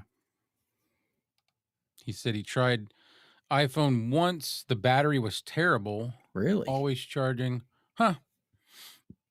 My battery's terrible on my iPhone now that we have the OBS virtual camera thing, because I'll go in my bedroom downstairs and my studio is in my that noise third floor. Yeah, same here. And I don't know it's hooked up, so it's draining my battery because I accidentally left OBS up on my computer monitor. The kitchen's below me, and if I walk in the kitchen and my phone's in my pocket, I'll hear that that noise, and I'm like, oh man. I don't realize I've done it until my leg's on fire because it's in my pocket and it's getting hotter and hotter. I'm like, what's going on? And I will say your camera's connected. I just upgraded to the iPhone 16 Pro Max. Oh, did you? And yeah, and the the battery is crazy so far. I took it off the charger on Sunday morning. It was riding around in my pocket all day. I went out and did a video shoot. I used it a little bit. I didn't use because I had my other phone. So I was doing the filming with that other phone. I don't use my cameras anymore because they're just I can throw my phone on the gimbal and go film and it's perfect. But I did film a little bit with the 16. We didn't leave there till like 6 o'clock in the evening. Drove home and of course I'm in the passenger seat, so I'm bored. It was an hour drive and I'm on the phone doing stuff. When I got home around 7:30, I had 74%. That's Wow. all day long with moderate use. Yeah. I have the 15 Pro and my battery's insane. It works good. Until I walk anywhere near my studio and it Yeah. connects to OBS if I leave it up. Yep. So Chris has the iPhone 15. Yep. And he also does, an S10. I had an S10. Yep. You know what I loved about Samsung's? The camera. Mhm. My wife's got a S23 Ultra, I think. The cameras are crazy good, like Yeah. really good, Insanely good. really good. They just look so like you could reach right into it. It's like a window. It's like not even a video, it looks like it's real life. The cameras are getting so good that Mark Bennett went to do a studio tour of what's his name? One of the big camera guys. So they were doing it together and he was just asking him, what camera should you get? Like what See it. camera do you aspire to start with? And he's like Sony ZVE-10 II. He said is where I would start with. Anything cheaper than that, he says, stick to your phone. Don't buy something. He said there's no point if you're going to spend less than $1,500 on a lens camera combo. You stick to your phone because you're not going to get better image than your phone. No, my camera. That's how good phones have gotten. Is old now. It's a Canon T7i, and the phone blows it out of the OBSBot's better than my Canon. Yeah, I use a Canon Rebel T7i for the interviews, and I have it's Mark not Bennett. bad. I asked Mark to hook me up with I said it only records 30-minute clips and it just stops recording. I said, but I just need it to record 15, 20-minute videos, interviews. Yeah. Can I get is there a good lens out there that can level this camera up to at least give me a great image? And so he hooked me up with the Sigma Art lens. And it's great. I bet it looks good. I hadn't used I hadn't used that camera in years. I've been using my Sony cameras. The only reason I don't use the Canon is because I don't have a good enough lens. All my lenses are, I would have to be 15 feet back. I need like a 16 millimeter or a 24 millimeter or, you know what I mean? Yeah, I bought a 30 millimeter Sigma lens to go with it. But that was it was almost $500 for that lens to go with the old. But it was like, do I spend $800 on a new camera and another $400 on a lens? Or do I just buy a $500 lens for the existing Rebel that's just sitting in a bag, not getting used? So that's what I did. And it stays there. Now I don't have to keep toting my Sony cameras with me to the... It's just easier, man. It just stays there. Especially with the gimbal. Whip the phone out, throw it on a gimbal. Yep. I've done a social media commercial on a cell phone in 4K, and they loved it. Yeah. They were blown away that I used my cell phone. That's exact. I did a sample video for a butcher shop up in New Hampshire, and they didn't even want us to film. And I was like, and we were talking to him, and I said, well, listen, I'm just gonna get some clips together. I'll make a video, and it's just you and us that are gonna see it. Nobody's gonna. And they were like, well, our cases aren't full. We'd rather you come on a Tuesday. And I'm like, I'm back in Connecticut all during the week. I can only come up on the weekends. So my buddy was talking to him, and I just kept going around, getting what I thought were good shots. So the cases, because they weren't that full, I only shot what was consistent, so it looked like it was full. And then I put it all together, and that same day I sent it to them, and they were like, wow, you did this today? And I'm like, yeah, I did that today. And they're like, what did you film with? We didn't see you with like gear. I'm like, I used my phone. Yep. And they were like, that's amazing. Yeah. I was like, yeah. Then they don't want to pay you because you only used your phone. Like, wait a minute, you're going to charge me $1,000 for 2 weeks of shooting and you all use a cell phone? Dude. Yeah.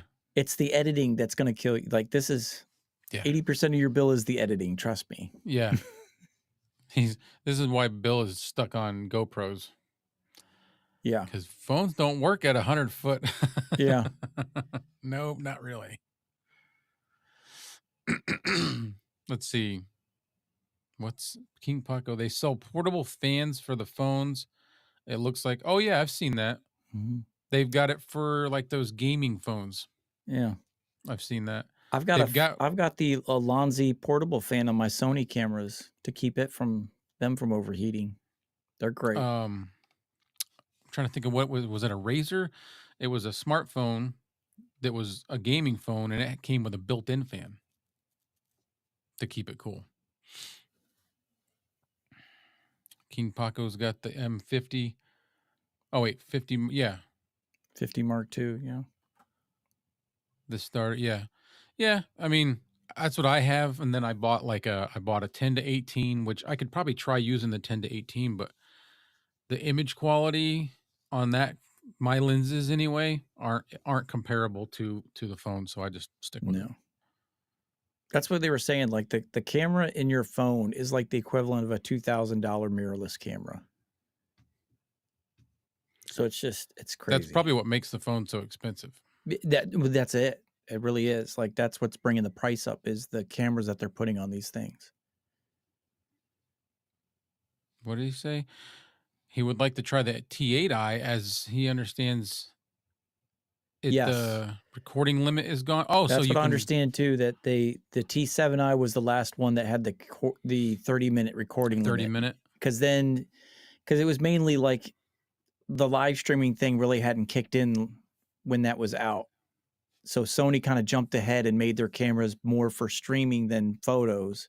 Canon was more photos, but they threw in the recording feature. But you can live stream with the T7i, right? Because it's Yeah, Wi-Fi. but you can't get rid of it. Doesn't have clean HDMI signal. So if you're live streaming, you'll have like the all your information. Yeah, some of the stuff's on there. The face tracking box and stuff like that. So the only way you can get clean HDMI is to hit record. So once you do that, you have 30 minutes of clean image before it shuts off. Yeah. That's no good. Yeah. So yeah, from what I understand, the T8 was when they realized we were gonna have to clean this or to get rid of that 30-minute. I like if I was to buy a camera, I like what I see in the one you've got, the Sony ZV-10. ZV-10. I didn't want to say it because I was gonna mess it up. Yeah, it's the Sony ZV-E10. It's like $600-700 for the body, and then you can get the Sigma 30mm lens for like less than $300, and that's perfect. I mean, the 16mm lens is awesome, but I think it's like $370.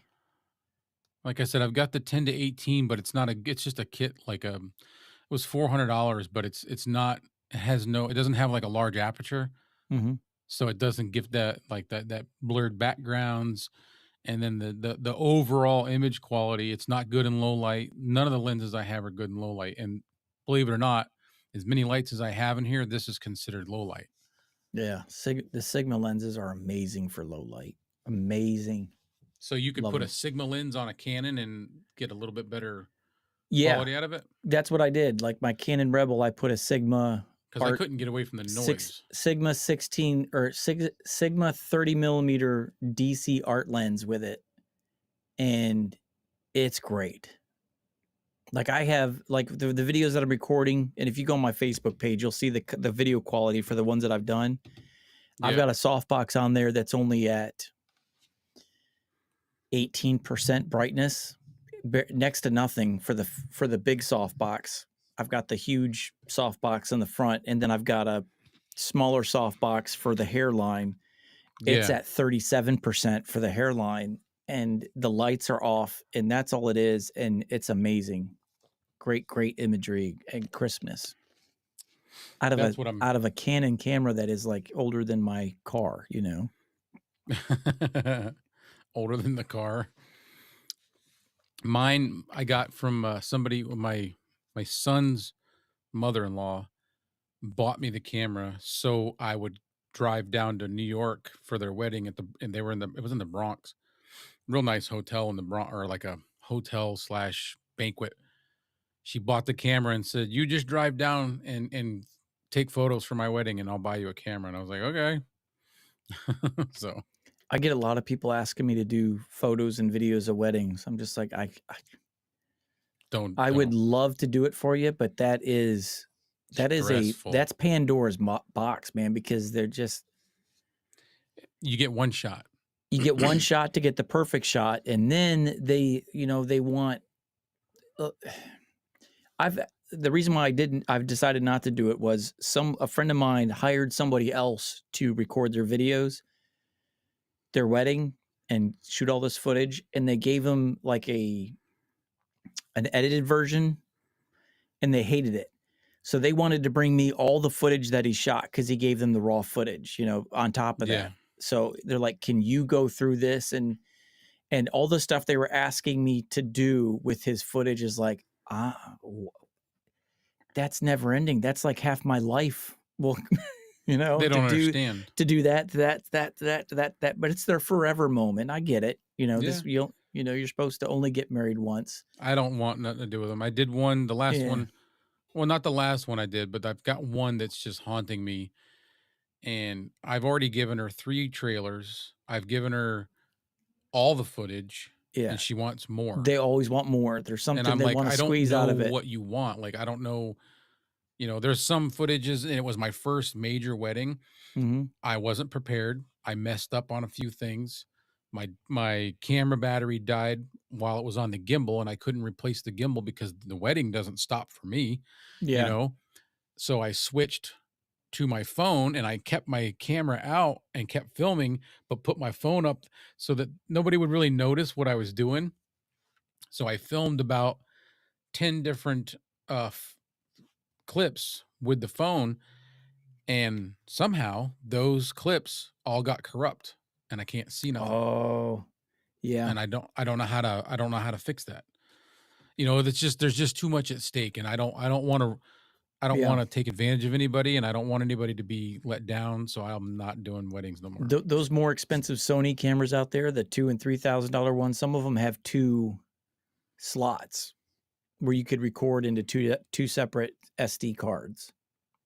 It's crazy. Yeah. So you have a backup, in case one's corrupted, you still have a second one. I forgot which camera it is, but I think it's like a cinema type camera.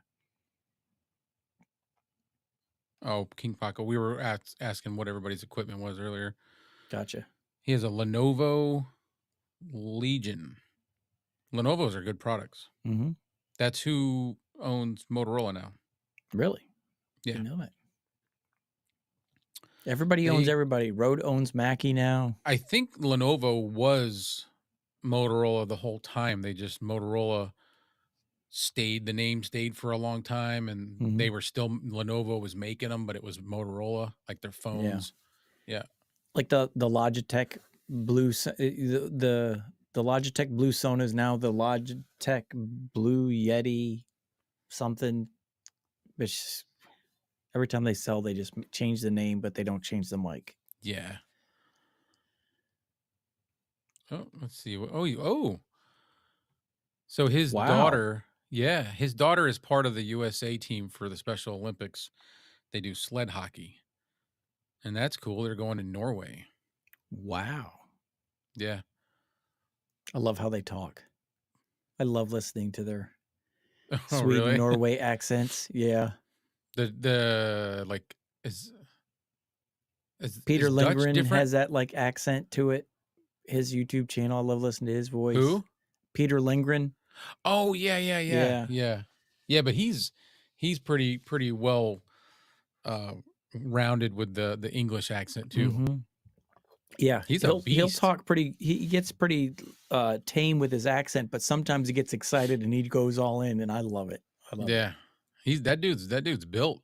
Yeah, he is. He's grown. He's what? He's grown. Like his channel is just exploding. Oh, growing. Yeah. Yeah. He's grown. Like he's sponsored by Motion Array, isn't he? Yeah. Making his own product now for cameras. The case that charges the batteries while you're on set. So if you got a camera, you got batteries, you can just put it in the case and it charges the battery for you in the case. Nice. Yeah. Well, We how all are you caught up? doing? Yeah. Yeah. I was waiting for us to get caught up. I think we're caught up. Yeah. I'm No, losing my voice. we're at the bottom. Yeah, I was asking how you're doing, just making sure Yeah. because it's been Yeah. almost 2 hours. I didn't think we'd get to an hour, to be honest with you, with my voice in my throat. Or not my throat, my lungs, but we did it. I came prepared because I was already like getting a little labored downstairs when I was having dinner, and I came up with a coffee and a vitamin water. That's what I did. Coffee Yeah. and Yeah. alternate, man. I used to Yeah. work with a guy that's all he ever did. He loved coffee, but he knew it dehydrated him, so he would always drink a cup of coffee, then Gatorade, zero Gatorade. And then That's he would when drink you a cup of coffee, go to that. So I do that now. But sometimes I people don't that even wait to finish. I yeah. alternate swigs. If you ever were on the bar scenes and you saw somebody drinking, going from alcohol to water to alcohol to water, Yeah. that's how you knew they were a professional. Yeah. Yeah. Because they were gonna wake up the next morning fine. Well, thanks, Kevin. Man, I miss being on here. I feel like I was in prison or something that I just You got were- released. It was like MIA, yeah. Yeah. And Yeah. if I caught your guys' live as you were live last night, I would have jumped in with you guys for a few minutes. It's all good. You guys We've had been some trying to good stay steady. topics. He said something earlier. Kevin said it earlier. It's getting sad when you're getting to the point when you're more excited about boom arms and lights and webcams than you are microphones. It's like for real. Like the only thing I'm getting excited about buying, and it pains me to say this, I'm getting excited that I finally get to buy my Neumann $700 microphone that I will not recommend anybody buy. So that's me. If I'm gonna get a new microphone, I would love to. There's nothing out that I want right now. Everything I have suits me just fine. It would be like the LS208 or Yes. something. Just The three that I want really bad right now, I want my Neumann 705, and I was never going to get it, but because I've been sick out of whatever, not spent any of my affiliate money, I accidentally accrued that money to go get it here at the end of the month. Yeah. The church gives me like a little pastor appreciation. October's pastor appreciation month everywhere, all across the country, whatever. So the church gives me a small check as appreciation. Nice. So that on top of what I've accidentally saved over the last month and a half and unspent Amazon money will get me to that number that I never ever get a chance to get to. So I'm going to knock that out because that's just insane, that price tag. The Neumann? Yeah. And they get expensive. What is the price on the one you want? Yeah, I'll bring it up here. But like Neumann's, like Dave Soltura has a Neumann that he uses for his voiceovers. Those are like $3,000. This is just a radio broadcast Neumann. Let me see here. Yep, here it is. Let me do a screen share. And Danny Lightning has one of these too. I noticed he had one, which really stoked my fire. I blame him for this. He does some gear reviews, and he borrowed one from a friend, and now all of a sudden he's got one. He uses it all the time, so I wonder if he decided to go ahead and get it. But it's this guy right here. Oh, I saw Podcastage. Yeah. Doing one of he's those. reviewed it. Because I remember the angled end on it like that. And there's the Lawton Audio LS208 right there. $539. It's down. It was more. Yeah. So it was $6 something when I started looking at it. This is my dream one. This is the most expensive one, so I'm going to get it now while I've got that number, because I'll never get this high again as much as far as like the gear we buy, and every month we're always buying something to review. So I'm going to get this now while I got that fundage right there accrued. You almost have to have that mounted just like they have it. Oh, but see, the radio show that I listen to every day that uses that, they use it the other way. They have it on a low profile boom arm sitting right up in front of them. Oh yeah, you could do it that way, but you couldn't Yeah, do. It's not a but I ninja would use dress. it like that way. I just love that look, and I love the sound of that microphone on everybody's voice that's in that station. And they've got deep voices, harsh voices, thin voices, like nasal voices. Doesn't matter Yeah, who's using it. They sound great on this thing. I'm like, you know what? I want this microphone. So, and I had no idea it was a Neumann. I was like, I saw that and never seen this style before. It's like, it's different. so then I recognized, finally one day they were showing it and someone moved it and I saw the logo, the Neumann logo on the front, but they have the silver one. That's the one he Yeah. podcasted. So that's what I was saving up to get. And then I went online this morning to look and I saw there's a black one. It looks good, looks slick. So I want that. That's what I'm going to get next. That's my treat. But I want the LS208. So do I want the SE4100. Bark has both of those, the SE41 4100. Yeah, I've seen that one, yeah. That sounds amazing. I want the 208 or an RE20. I just want to hear how I sound on them. Yeah, I want this guy, the SE4100. Looks like this when it's on its shock mount. Yeah. That sounds great. And it's $349 and from Bark and Bronson, and I forgot who else has reviewed it. They're all like, dude, it's worth twice the price. Wow. So it's kind of like the Earthworks Ethos, like a $700 microphone in that sub $400 price range. So I want to get that one. And then I want to get the RE20, of course. And then the Logitech Blue Sona. I've thought about that just to see how it sounds.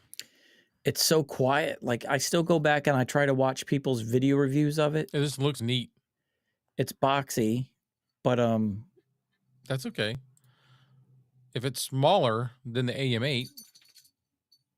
Yeah, like the white one right now is down to $314. But it's supposed to be super, super quiet. That's what I'm looking for, is that sound. And that's where I keep hearing it with the RE20s, the Lawton. Mm-hmm. Lawton. I say Lawton. I don't know if it's Lawton.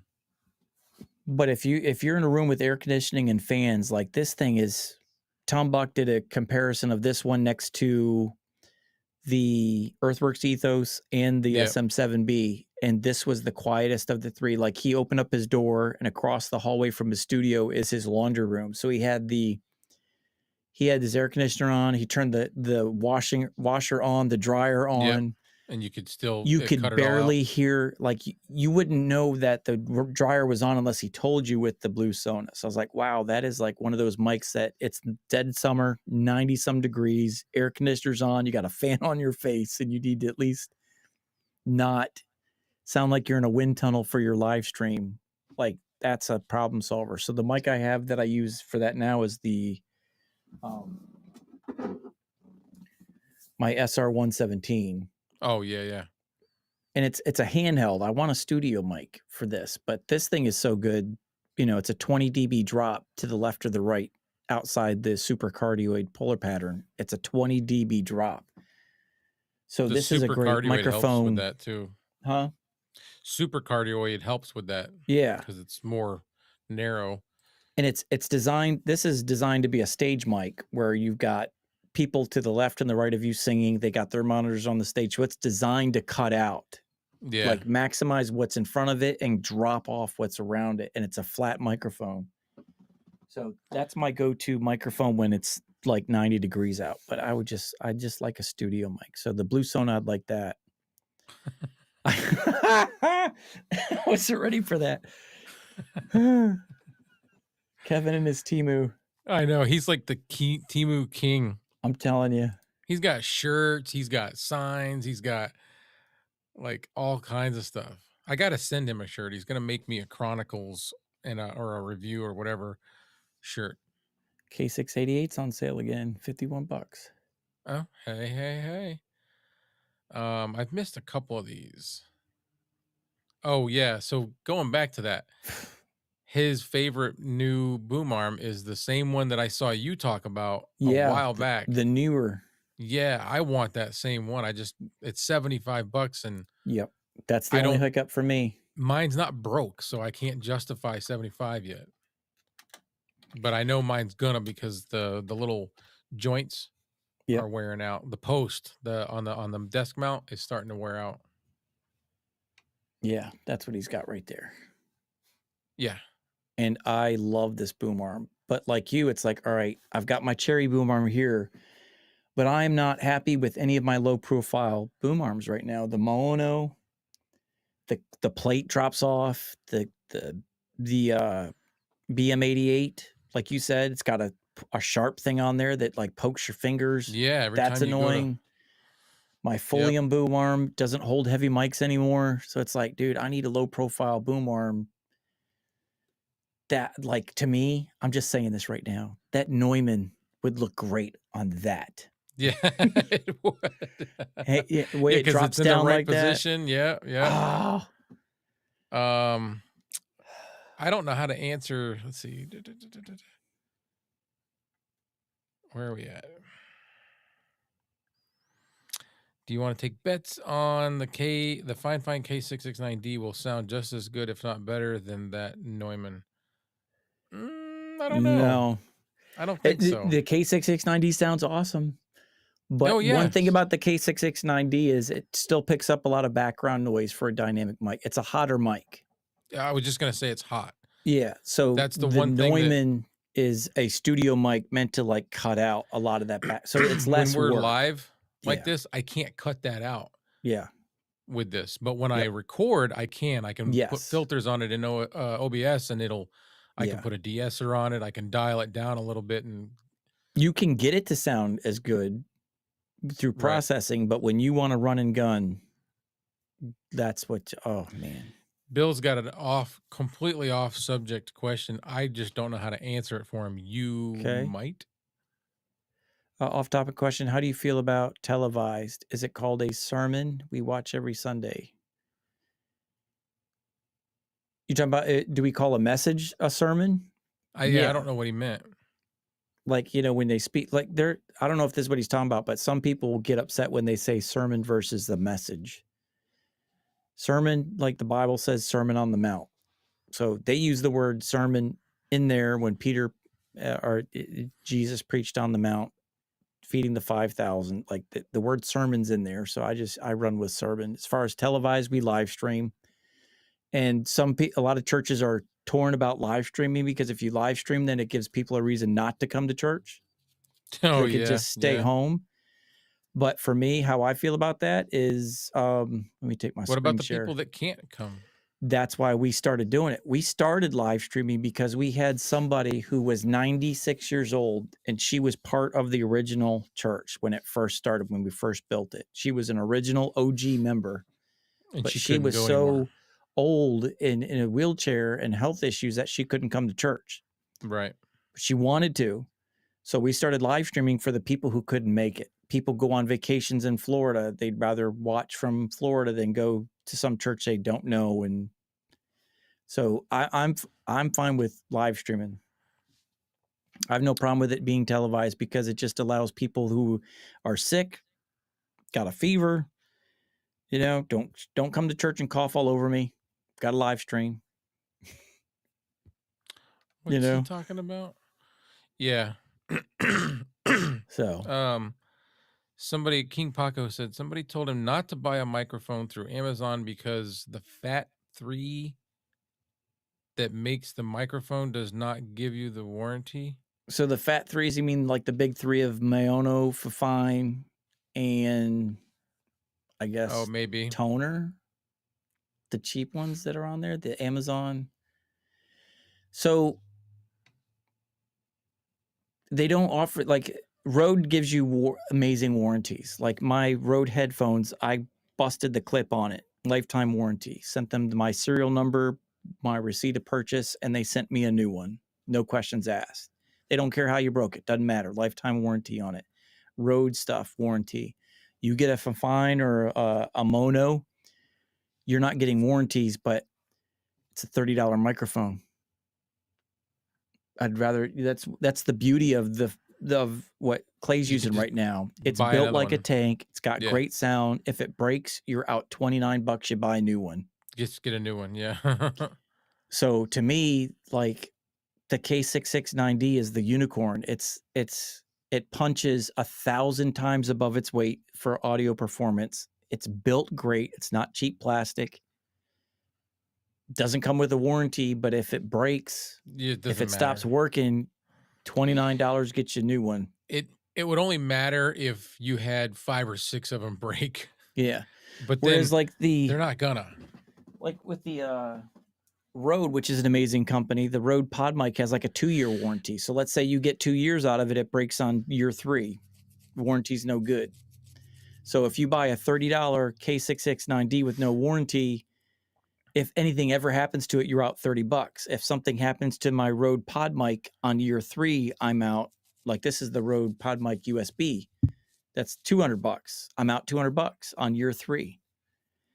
So it just depends on what your budget is. And,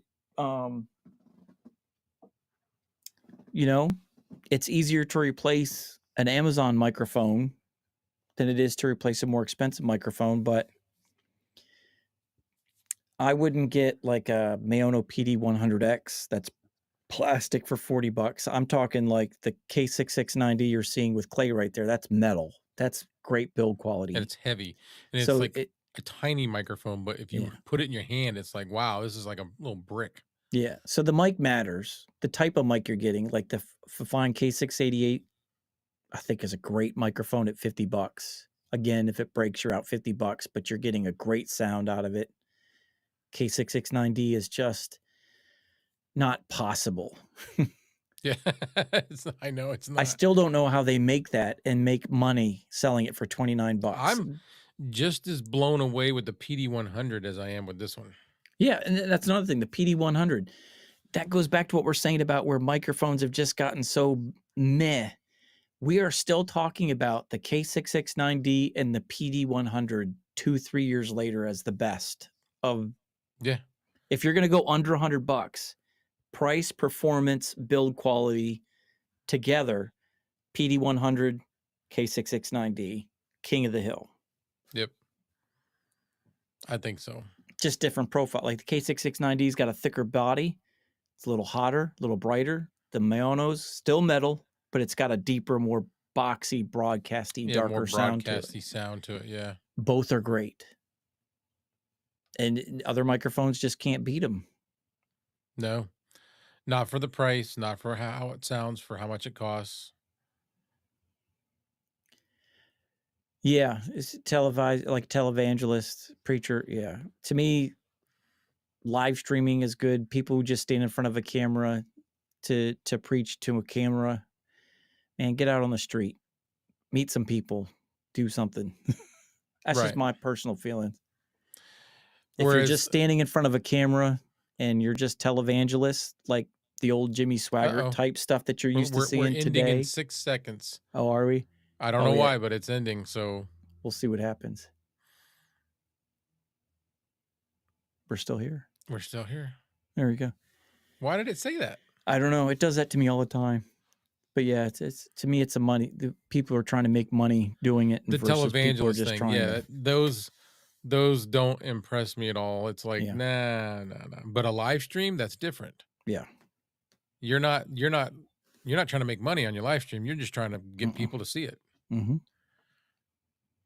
That's totally different. And the live stream is nowhere near quality of being there in person. Where a televangelist, everything goes into the video production. Right. So yeah, no, I'm not a fan of the televangelists.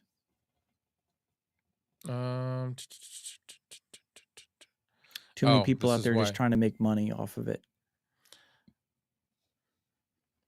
It's hard to load up 2 kids with disability and to drive. Yep. See, that's what the live stream is for. Then you can just watch it at home. We've got quite a few people that come to our church that have wheelchairs.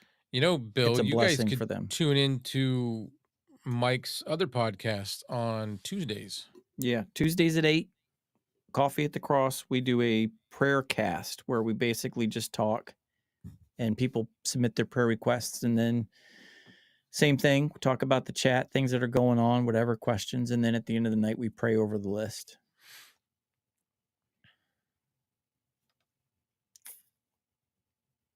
Yeah, that would be a simple way to do it. They can also watch your the church, the streams from the church. Yep. Mm-hmm. Central Worship Center. Yep. There you go. We're plugging And if you stuff go in here. Yeah, if you go to my personal Facebook page, Mike Newman, that matches my face. There's lots of Mike Newmans out there, but if you find one that has this face on it, you'll see links to the church that we do a live stream for. I can send it to him. Yeah, we're non-denominational. I can get a little animated. But that's good. Yep. I don't stand still and I don't read off a piece of paper. What I've got for you. So, all right. Yeah. What else we got? Tired? We're getting there. Well, if we don't go away, they won't either. Yeah. Because it's after 2 hours and there's still 7 people watching. So what did he say? I stumbled into seeing oh yeah, that's right. A Fifine Tank 1. It's not available in the States yet. No, listen, dude. I can't. I had it written down. They have a mic that I am drooling over and I want, but it's not in the States yet. Does it look like the Tank 3 at all? No. I don't think it did. Correct me if I'm wrong, Kevin. Correct me if I'm wrong.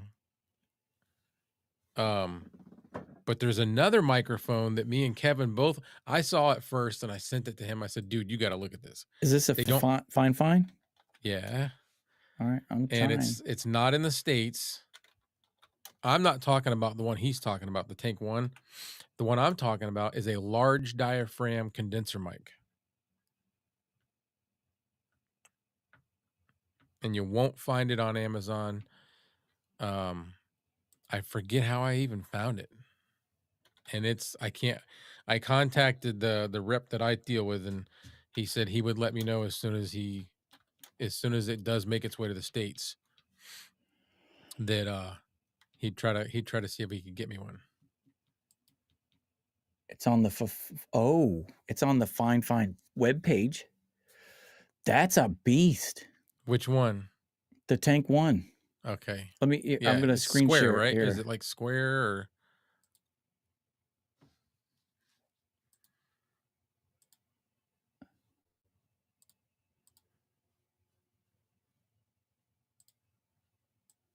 Yeah, it's like short. Yeah. Yeah, it's like a pod mic. It's a pod mic. Dude, look at that. The yoke, the knobs. Yeah. What's the other one? I gotta. It's a pod mic. Point at the wrong camera. Hold on. Oh, and it's got switches on the back too. Dude, that's what that. Very, very similar. Look at the yoke. Mm-hmm. It's almost identical. The only difference is size knobs. They've got the fine ribs going the other way. The other way. Like the tank, like the 669D. I am going to reach out to my contact too. I want it. That's my only knock on the K669D. The only one. It's skinny. It doesn't fit. A lot of pop filters don't fit it. No. Yeah, because it's just a little dinky thing. Yeah. Wow. Let me see here. What other image do they have? Sold out. No reviews. But it's not here. You can't get it here. They can ship me one.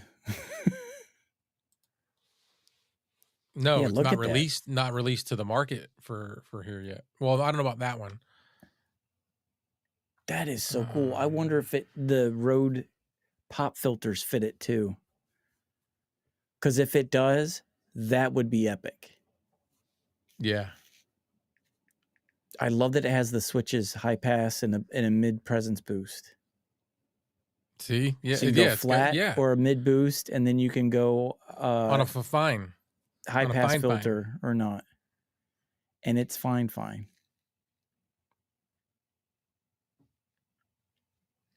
That interface too, underneath it. I don't think I've ever seen that. And that's fine, right? It looks just Yeah. like a similar to the SC1. But that looks it looks more like a Focusrite Scarlet does. Solo in all Yeah. black than it does the SC1, because the SC1 still has that like Behringer look to it. Wow. I'm obsessed. Yeah. Y'all ruined me. How did Kevin Yeah. find this? Because I found something that I don't want to tell a lot of people, because I want to be like, if this is like, it was like my shot. If the one that I found, if they get it here and I can do a review on it, that would just be cool for me, because Yeah. it's something different. And we were both looking on the website, and then he found this one too. Yeah. Well, if they send it to me before you get one, I will send it to you for you to review first. Not that one, though. I'm talking about a different one. I got to find it now. Now I want to show you. I just don't want to show everybody. Yeah, just send me, just show me the pic in a text message. It's luckily, like I said, they're not sold here. I'll see if I can find it, but let me move this out of the way. It's on sale for $3,999 in Russia. Oh, wow. That's rubles. Cheap, huh? Is that rubles? Yeah. They're not sold out in Russia. I just typed on Fifine in Russian. Мікрофони Fifine. Чіткість кожного. Sorry. I thought it was an audio sample, but it's just a guy talking. See, their website doesn't even have the one that I'm talking about. I don't remember how I found it. And then what was it? I know what it is. I'll look it up this way because I've got it in the email. Everybody's going to be like, what is it? What is it? We want to know. I haven't looked. So they're all saying it looks like the pod mic, talking about the Tank 1. Mm-hmm. Yeah, that's a pod mic right there. King Paco said, you better talk to Dave in the Philippines. I know. That's what I got to find somebody that can get a hold of these mics. What about, I'm gonna screen share it just between us real quick. Oh, Kevin said that his rep told him that it's discontinued. Wow. That's no good. Is it that one that you see on the bottom? Is that the one you're looking for? Yes. Is that it? I'm pretty sure that's it. That looks kind of cool. They have it in Russia. I'm pretty sure. That's very small. Kind of hard for me to look at. Let me see.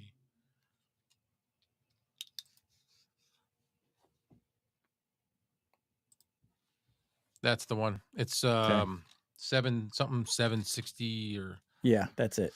Yeah. Okay. That wasn't the number, but you're close. We won't give it away because we want you to be the first one to review it in the United States. If it's discontinued, then that's not going to happen. So. Oh. Kevin said his rep said it was discontinued. Oh man. Mine didn't say it was discontinued. He just said that it wasn't. It's in the Philippines. It's obviously discontinued it's in Russia. There. Right. Doesn't mean it's I'm not giving up hope yet, man. Come on. Yeah. They might have discontinued it over in the Philippines and Russia and UK or something, but they haven't discontinued it here because they haven't even sold it yet. Here. Yeah, you haven't even tried it over here yet. Yeah, Kevin said, That's "Don't give up hope." To it. I like that shock mount. Yeah, but what I was more turned on by is that it's a large diaphragm condenser, not a small diaphragm. Kind of resembles the Mono PM500. Kinda. I was just curious. I was like, I wonder what that would sound like. Yeah. All right. Yeah, the Tank 1 is pretty cool, man. I like that it's got the switches. What was it? A low and a high pass filter? Yeah, a low and high pass filter, and then a mid presence boost. That's cool. Like they could have stuck with that on some of these mics. This one, Hmm. you know, a low pass filter would have been good. And see, that Um, gets my juices flowing because yeah, now it's an XLR microphone under $100 that's got switches to EQ the mic. yeah. If you Make don't, this if you have a cheap, $75 with those switches, and I would buy one. yeah, if you're using an SC1 audio interface that doesn't allow you to process your sound like the Vocaster or something, you Yeah, can. you're That's what I loved about the Samsung Q9U. People love it or hate it, but it's got the switches on the back, and I got it for $99. I think it's 150 now, but right. you got the switches on the back, like this SM7B. You can EQ it without anything to it. So That one snuck out. you're good, Bert.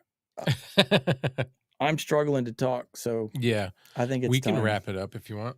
Yeah, It was good to get back on and chit chat with you though. yeah. Thank you. Back. Hopefully, I'm back for a while. Don't give up hope, though. Kevin says. Yeah. He said he wants the tank one. And I agree with King Paco. King Yes. Paco says they need to come out with a software, and that's Yes. if they had a companion app that was, universal for all their mics. Yep. Dude, Don't have to be world changing. Just give someone who's just starting something. out a way to make their mic, like the K6690. Give me something where something. Well, it's XLR, but if you what's USB, like the Fine AM8, the K688, where you can make it a little brighter, because that's one of the things about the K688. It's darker. It's a broadcasty. Some people think it might be a little too muddy, but when you brighten it up a little bit, it sounds amazing. You get software with that, you could do that. Kevin, those are the only two mics I'm excited about, and they're not even available. I know. It's like, come on, man.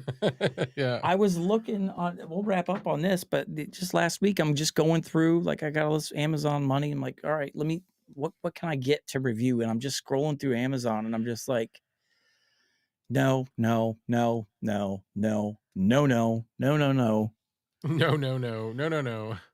Just, what was it?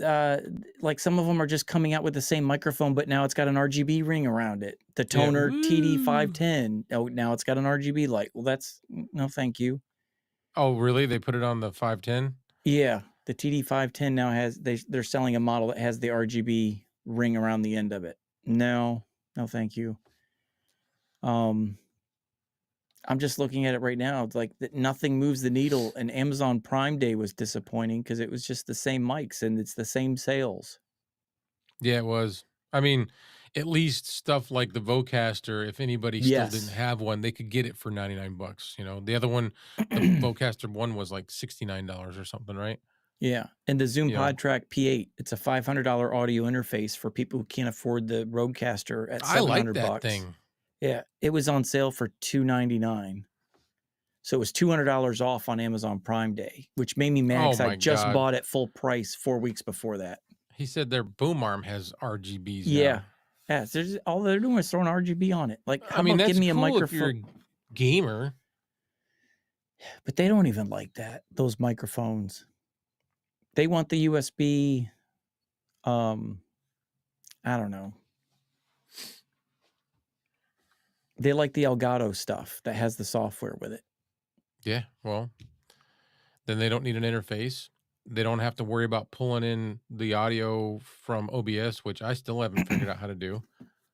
And just looking at this here, Bronson reviewed that Comica wireless or USB microphone that's also wireless studio.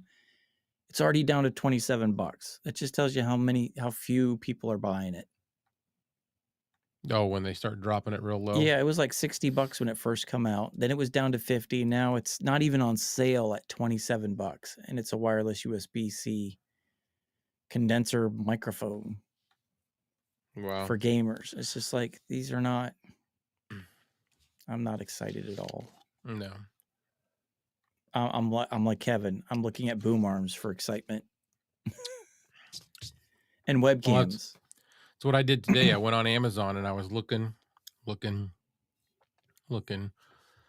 was like, what can I get that's affordable that I can make a video about? that people want to watch. I ended up buying these seatbelt clips. They're not gonna go on the channel. They We're were gonna eight. start another YouTube channel just to do reviews. Yeah, it was $8.99. They're like, well, what they are is, you know how you have to buckle your seat up to make the dinging noise go away. Well, when I'm on like secondary roads, like back roads, street, I don't wear my seatbelt. I don't want to. Yeah. When I get on the highway, that's Yeah. the first thing I do. I don't even leave the driveway. If I'm going on the highway, the seatbelt's going on. Yep. To prevent from having that ding, ding, ding. I had Oh, bought yeah. this. Yeah. I I know had what you're talking bought these about. ones. They look like bottle openers, and actually what they are. They're a bottle opener, Mm-hmm. and then you can clip it into your seatbelt thing, and it'll shut up. Yep. Well, I had two, and I lost one. I don't know what happened to it. So I was scrolling looking for those, and I came across these new ones that are actually you snap clip them in, and they've got a secondary thing so that you can put your seatbelt into it, so you don't have to take them out. Yeah. And I was like, dude, for $9, I'm gonna try that. That's what I Dude, bought. I have a 97 Dodge Dakota, and my wife is trying so hard to get me to buy a newer. Like I was saying the other day, I'm like, there's something wrong with it. I need to go take it in to get it fixed. Like the heat's not the heat stopped working, and she's like, you just need to get a new vehicle. No, because that one doesn't yell at me when my seatbelt's not attached. There's no alarm on that. Yeah. 97, they weren't doing stuff like that. I have no alarms, no lights, no nothing. I can wear my These seatbelt or things- not wear it. Let me see. great. I'm gonna show them to you. They're cool, man. I was like, this is a neat idea. I'm getting those. Oh, there they I've are. seen those. My father-in-law bought those the other day. Oh, you did? Not the other day, couple months back. The seatbelt that he had, the sensor in it wasn't working with his seatbelt, so he got those little clips that go in there to silence it. Yeah, and then these are the ones that they clip in, but you can also buckle your seat up if you want to buckle up. You don't have to take the thing out. Yeah. Then if you've seen it, I won't show you. For some reason, the seatbelt in his van, even when it's plugged in, the alarm was still going off. So he got one of those clips to see if that worked, and it shut it up. Oh, nice. So now he has to unbuckle to get it to shut up. If he uses his seatbelt, the alarm goes off. Oh, that's weird. Yeah. Hmm. I'm not getting rid of it, Chris. I'm not. Even if I get another car, I'm still keeping my truck. I love that truck. It makes more noises than my body does. I don't care. Oh, the truck? Yeah. Yeah. Everybody so says he it's has a death trap. Durango. I had a 2005 Durango that I loved. Only reason I got rid of it, somebody hit me and they totaled it, but I didn't. I said, no, it's still drivable. So instead of I could have got like $5,500 for it. I got $4,200 and a salvage title. And then one summer, I kept having troubles. I had brake trouble, calipers. I put new pads, rotors. Then I had the 4-wheel drive actuator went. It was all in one. And I was like, you know what? I'm just getting rid of it.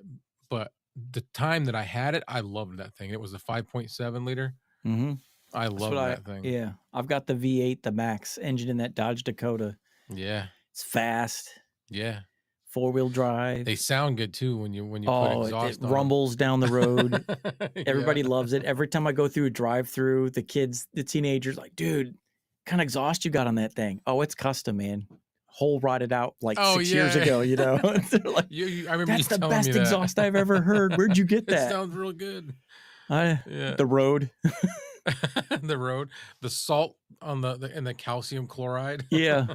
Just ate enough on one of the pipes that it just has that little bit of a deep rumble to it. Yep. Yeah. So it still passes inspection. So I leave it. Sounds great. But it's got 230,000 miles on it, and it's still running like a champ. Yeah. I forget what mine had. I don't remember now. There was just tedious things going wrong with it. I'm not knocking them at all because Yeah. I loved it. Yeah, It was it's the just little stuff. It's 30 years old. There was a lot of stuff back to back to back to back, and I just got exhausted. It was all in the course of one summer, and towards the end of the summer, I had that one, and I had a little a 1999 Toyota Corolla that was sitting on the side of the house that my daughter ran out of oil, and it seized the motor, and it was a Mm. great little car, and she ruined it. And I was like, well, oh well. So after all the trouble I kept having with the Durango, I called up a guy. I said, "Can you come pick up 2 cars? What do you give me for these 2 cars?" And he's like, "Oh, I'll give you this much." I'm like, "Come get them." Yep. So I just junked them. I see Kevin says Fine has webcams. Fine has webcams? I know that. Mics, boom Huh. arms, yes. Audio interface. They're sending me a Stream Deck. Like they've made a Elgato Stream Deck clone. Kevin actually sent me a picture of it a while back. And they sent me an email yesterday morning asking if I was interested in reviewing it. I'm like, yeah, sure. So they've got webcams, mics, boom arms, audio interface. Now they need Fifine XLR and Fifine CPU, and you can do it all with, yeah. Fine. Keep it all in house. They got the headsets. I think that's what this guy, the King Paco, he kept asking what mics he should use, and he kept leaning towards Rode, and I think because he wants to stay with one brand of things, you know what I mean? Which is, Mhm. there's nothing wrong with that. If you got Right. the money and you can afford what you want and get what you Yeah, want. absolutely. If you're going to spend money on something, buy what makes you happy, because if you settle for something else, you never let go of what you want. So then you end up buying that microphone plus the one you always wanted in the first place. Yeah, or you go even deeper and you just keep trying to replace that one that you want with something cheaper. Yeah. And then you end up buying a bunch. Yep. All right. Well, yeah, I'm going to go asphyxiate myself right now. So we're coming to an end. Yep. With I 10 think I might viewers. have to meet someone at 7 a.m. I don't know. I don't know. Oh, my phone. Where is my phone? I had it in my hand. I've been doing this all week, somewhere between 12 to 2 o'clock before I go to bed. What? Just staying up this late all week. You've been killing it with your live streams, man. Relentless. You are a machine. I talked about an issue with Kevin, and I wasn't trying to sound like mopey, woe is me, but my channels are kind of dead. And I've been putting up content. No, it's ever since I came back from Florida, because I took a break, but during that week I had scheduled out for the whole week. I had shorts that were coming out, just to keep some activity going while I was not paying attention to it. And ever since then, I'm looking at my views, and I'm like, I'm not getting any notifications of like comments or, and I'm like, dude, seriously though, I think it's you're thinking it's when you come back from vacation, but this is widespread. Like right now, I'm just telling you right now, my subs the last 2 months have been half of what I've averaged for the last year. Per month or per whatever. Yeah. Yeah, they're lows. Like I'm getting the gray arrow down. This is your lowest number. This is your lowest number. This is your lowest number. The reviews are down. The comments are down. Everything is down. I just think the last 2 months, and I think it's because what we're talking about, there's nothing exciting out there that's really causing people to want to watch stuff. And we're in election season, so everybody wants to watch that stuff. It's just everybody's attention is elsewhere right now. And until somebody comes out with something that's really groundbreaking, our numbers are down. But I think our live streams are up because it's just they just want to connect with the creator, but there's no product out there. Right. That's like showstoppers. Yeah, that's bringing people in. That's like Tom Buckwood did another, studio tour review. Epos Vox did a video today just talking about his bottlenecking workflow. Like people are making videos right now that are the guys we try to be, and they're not even gear reviews. They're just to make content. Yeah. So I would not, because I was there a couple months ago. Remember, I was getting in my feelings because I was like, man, these are terrible numbers. And then within 2 weeks later, they doubled. Yeah. But right now they're back to those low numbers again. And yet my views are all like, most of my views are older videos, 6 months and older. Yeah. Well, it's not like depressing me or nothing. It's frustrating. There's a little bit of like, oh, I wonder what's going on. I'm not stopping. I'm still working on stuff. I've got 2 that I'm editing right now. Yep. One's for the review and one's for the Chronicles. I have another one that I want to start. I wanted to start this weekend for the Chronicles. It was just something I noticed. I was just looking through it. I'm like, man, I got like 10 views here. You know, I still have yet to hit like where you and Kevin are, like where I'm getting 500,000 per video. That just doesn't. I don't even get that at all. It takes a while. It took me a couple months, but this is the dead season. It'll pick up here in a month because you're getting to Black Friday, Yeah. getting to Christmas season, so it'll start picking up. But Chris is right on it. It's just we're in this time of year where everybody's back to school. They're trying to bang out their last vacations before the weather drops. They're doing their last camping trips of the year. Yeah. Everybody's out and about trying to cram in everything before the weather really sinks in and everybody's locked in for the season. It's just everything is just down. And I've heard it on Tom Buck and Heather's their live podcast. The podcast they do together. Just everything is just down. Because I was talking to Tom about it and he's like, dude, it's everywhere.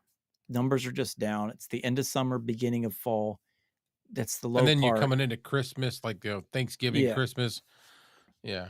And that, like the webcams that ObsBot sent me, they're asking me, they did the review, but they're asking me to hold off the releasing the video until Probably October 27th, like the end of the month, because they know this is a dead season to post videos. So like I can post it whenever I want. They didn't say you have to do it here, but they were just saying it'd be really nice if you would hold on to they sent me the stuff, but they're just saying, please don't, even though there's no embargo, there's no nothing. If you could wait until the beginning of November to release it, that would be awesome because it's closer to Black Friday. So even like the manufacturers are saying they see the numbers are down right now. Yeah. And they're all sending stuff now to be released in November.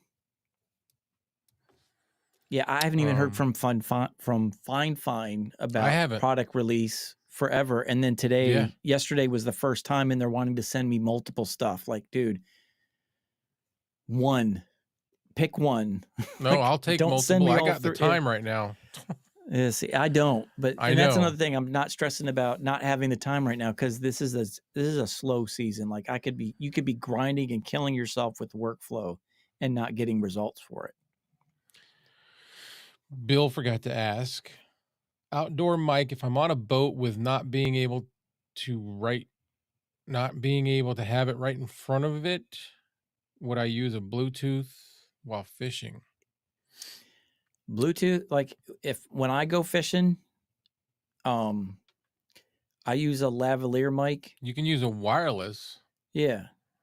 You can use a wireless mic where the transmitter is connected to you and the receiver is plugged into your GoPro. I can show him one that he can use, but not one he can go diving with. No. If he's just on the boat, yeah.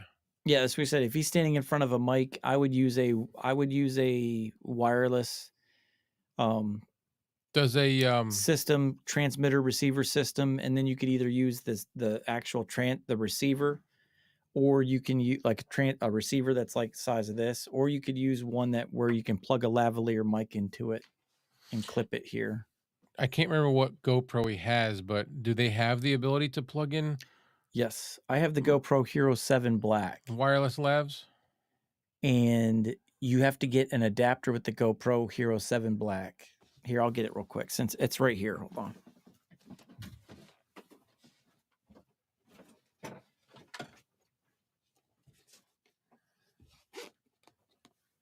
Because, Bill, if you're listening, not diving. He's got the Hero 9, so he's probably got the ability for that too. So you get this little adapter for GoPros. You get a case like this. It's got room for an adapter that slides in, and the adapter has the USB-C plug to charge it, and then the 3.5 millimeter jack to plug in a wireless lavalier mic or a wireless Is that a USB-C? Yep. All right. And that's what I do when I use my GoPro. I would just hook up like my Rode Wireless Go or because you can use Hollyland or Mono or Comica. Plug stuff the like receiver this. right into this. This is a Movo. Yeah, Movo. This is Yep. the WMX1, but it's made to go. It's got USB Type C, which works on iPhone 15 and above, Yeah. plus all the Androids, and you can use this with your phone. Yep. I had a Comica one like that where it plugs directly into your phone. Yeah, and this will go into your phone, and then if you really wanted to, you can plug in headphones to monitor it. And then there's a lav mic, a wired lav mic that you just take this and clip it to your pocket, and then there you go. Yeah. Yeah. I would can use a finally use wireless this. mic Bark system. Bark reviewed it, and it was cheap, man. It was like $10 or something, and I was like, dude, I gotta get one. So I bought it, but it has the USB Type C. So I bought these little adapters that are USB C to Lightning adapters. And when I hooked it up to my 13, which was the Lightning, it didn't work. Yeah. So now I want to try it. Bluetooth mics are unreliable because think about it. Sometimes you're using your phone Yes, they are. and they grab onto other stuff. Like my wife, classic Bluetooth, like my cell phone, when she starts her car in the driveway, I lose audio on my cell phone because the Bluetooth grabs onto my phone. Yeah. So if you have a Bluetooth device and sometimes you're trying to record something and somebody else walks by that also is paired to that, it just causes all kinds of pairing problems. Yeah. So you definitely want to go wireless. Bill, you could even use something like these. Sorry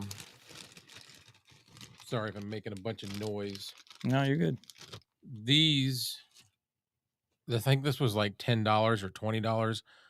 They'll plug into your phone, and then you just turn it on. The only thing you have to charge is these, and you just turn those on, and those connect right away. It's not Bluetooth. It's like it's using NFC, I believe. But the regular wireless, these are cheap, man. Like $10. I think they're like 2.4. These are good. You're gonna get really good clear audio. The only thing I don't like about them is, like I said earlier, the noise canceling is like really strong, which is fine. You're gonna be heard, but there's gonna be no outside noises at all. Yeah, I'm looking at those right here, $15.99. Yeah, $15. He could plug this into the GoPro. 2.4 gigahertz pairing. Yep. He could use his phone or his GoPro. But if you're going to do it with the GoPro, you got to find, they have some of these that have this adapter comes with a 3.5 millimeter jack that you can use, USB-C or Lightning port for iPhone. Yeah, finds wireless microphone for iPhone, Android cameras. Their wireless set's only $65. That's fine. Don't use Bluetooth though. Use wireless. Yeah. There's a difference. He's saying that something about 40 miles offshore, the camera not being hooked to you. Yeah. No, you won't have to worry about it, but just trust us. You want to use regular wireless mics. Stuff like this. Mm-hmm. Just clip it right to your shirt and receiver plugs into your phone, your camera, whatever it is, and then you clip the microphone right to your shirt and you're good to go. That's what I would use because they come with like little fuzzy ear muffs. You can see right here. Now, most of these I've noticed lately, they don't have the ability to plug in a wired mic if you wanted to. Yeah, like this one does not. You can't plug in a wired lavalier to it. Because like this you can, and this is, Bill, like we were saying, you would put Movo? something, huh? That's the Movo, right? You got in your hand? In my hand, yeah. But this you would plug in to this, and it would just sit on your pocket. It's not connected from this to the camera. It's wireless, and then you've just got a wire would come up in your shirt or whatever, and you just clip it on, and you're getting good sound right there. Is it right here? Is that the one you have? I have that one too. I think you're looking at the regular set. Yeah. But you can plug the lavalier into that one. Yes, same thing. This one is, yeah, that's the other set that I have. This one just comes with this. No, let me switch it over so they can see. Show that again. And then the one that you're looking at right now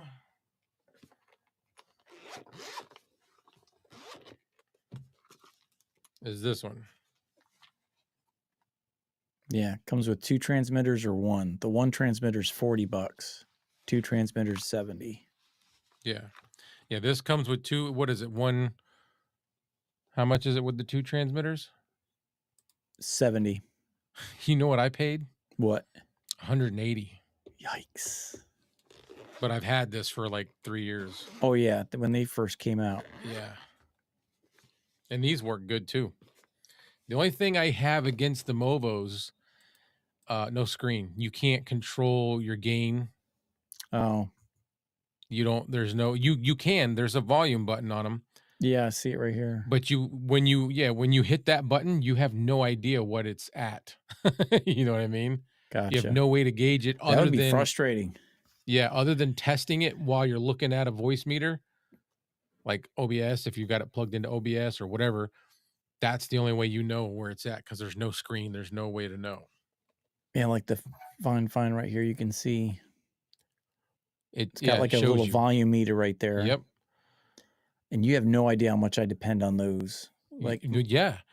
See, because a lot of times when I use these, there's a lot of clipping because I don't know where to adjust it to. These are the ones. That's what I want to try. Not those, but the smaller ones. But you can see, like on the screen right there, you can see the battery life. It has everything. the volume on it. It gives you everything. So when I'm doing a live interview, I can see how much battery life is on it. I can see what there we go. So when they're talking, I can see both transmitters. I can see the volume. I can see the battery life. I can see the signal. So how, like, the distance between me and that, like, that's all relevant information. That Movo wouldn't give you any of that. No, nothing. You're just guessing. So yeah, whenever I do a video for mass viewing, I always use the Hollyland Lark Max because of that screen. And like the Rode Wireless Go and all the other ones, when you clip to your camera, the screen's facing the other way. That's why I got the Hollyland Lark Max, because the screen actually faces you when it's clipped to the camera, behind the camera. Right. Where the other ones, it's facing the front. Would it work with multiple cameras? No.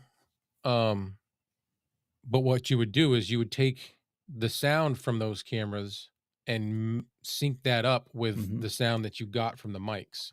Yeah, so you can use 2 cameras. Yep. Yeah. Use 2 cameras, but plug that into one of them, and then when you get back and you start doing your editing, just like Clay was saying, once you get in your software, you just sync the footage up to that one audio. Whichever one has that audio, use that audio, and then you can just go back and forth between the 2 video clips. I'm pretty sure he doesn't know how to do that, but gotcha. That's what you do. It's a little difficult, it's a little convoluted, but it works. And if you don't have software that will sync it for you, like I use Final Cut because I have a Mac, and I can highlight the 2 clips, and I click sync audio. It'll create a new clip with those 2 videos in it, and it'll sync it based on the audio. If you can't do that, you just do like a loud noise at the beginning or end, and then you look for that spike in your audio, and then you have something to match up. Yeah. So seeing if I can bring DaVinci Resolve up. That's quick. Just a hard way of doing it. That's all. But it works. But then you're also, do you have it quite? He's like, that's what I have you for. Yeah. So like what Clay was just talking about, you got your video software. Like this would be one camera with let's just say we're looking at it. You got a video from one camera right here. The blue is the video, the green is the audio. And then if you had a second camera, you would just bring in the video from that one, clip it right over top like that. So now you've got two cameras right here, two different video feeds, but you would just get rid of the one audio. Just drop the volume. Yeah, the one that had just the raw audio that the camera, From the the camera. built-in microphone was on that camera was recording. You just get rid of that audio and you just go off the audio with the wireless here. And then you can just, get to a certain spot and just, all right, I want to go. Cut. Yeah. Cut. When I get to this cuts. place, I just want to use that. Some per hit. So just stuff like that. Yep. I hope I didn't And ruin like I it. said, I have if no you- idea what video I just went into. I hope it's not my next video. And does DaVinci sync it for you? Can you sync it based on Yes. audio? So you can, and you always start your video, whenever you're using two different cameras, always do a 3 clap. When you're 'cause then recording, you'll see a spike.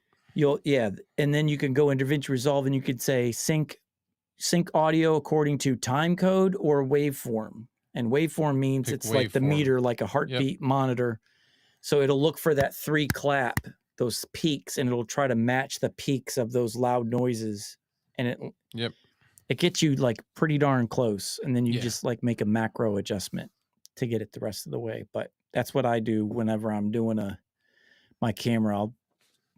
I'll record video and I'll do OBS as a backup, but I'll record my video footage because sometimes OBS can crash. Sometimes your computer can crash.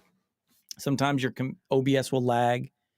So I'll always record on my camera as I'm using OBS. And if the footage gets kind of wonky on me, I can go straight to my Sony ZV-10 footage and just put it over top the audio. Yeah. So there we go. Made sense. Yeah. Cool. That was the mission.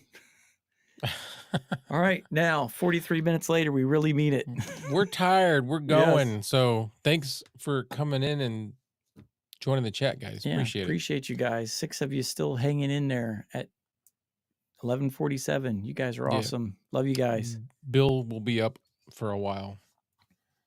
This is usually about the time between now and like 3 a.m. when he's going out and putting meat on the smoker because it needs to cook for 12 hours before he can, I do have one question I almost forgot. King Paco, what microphone are you using now anyway?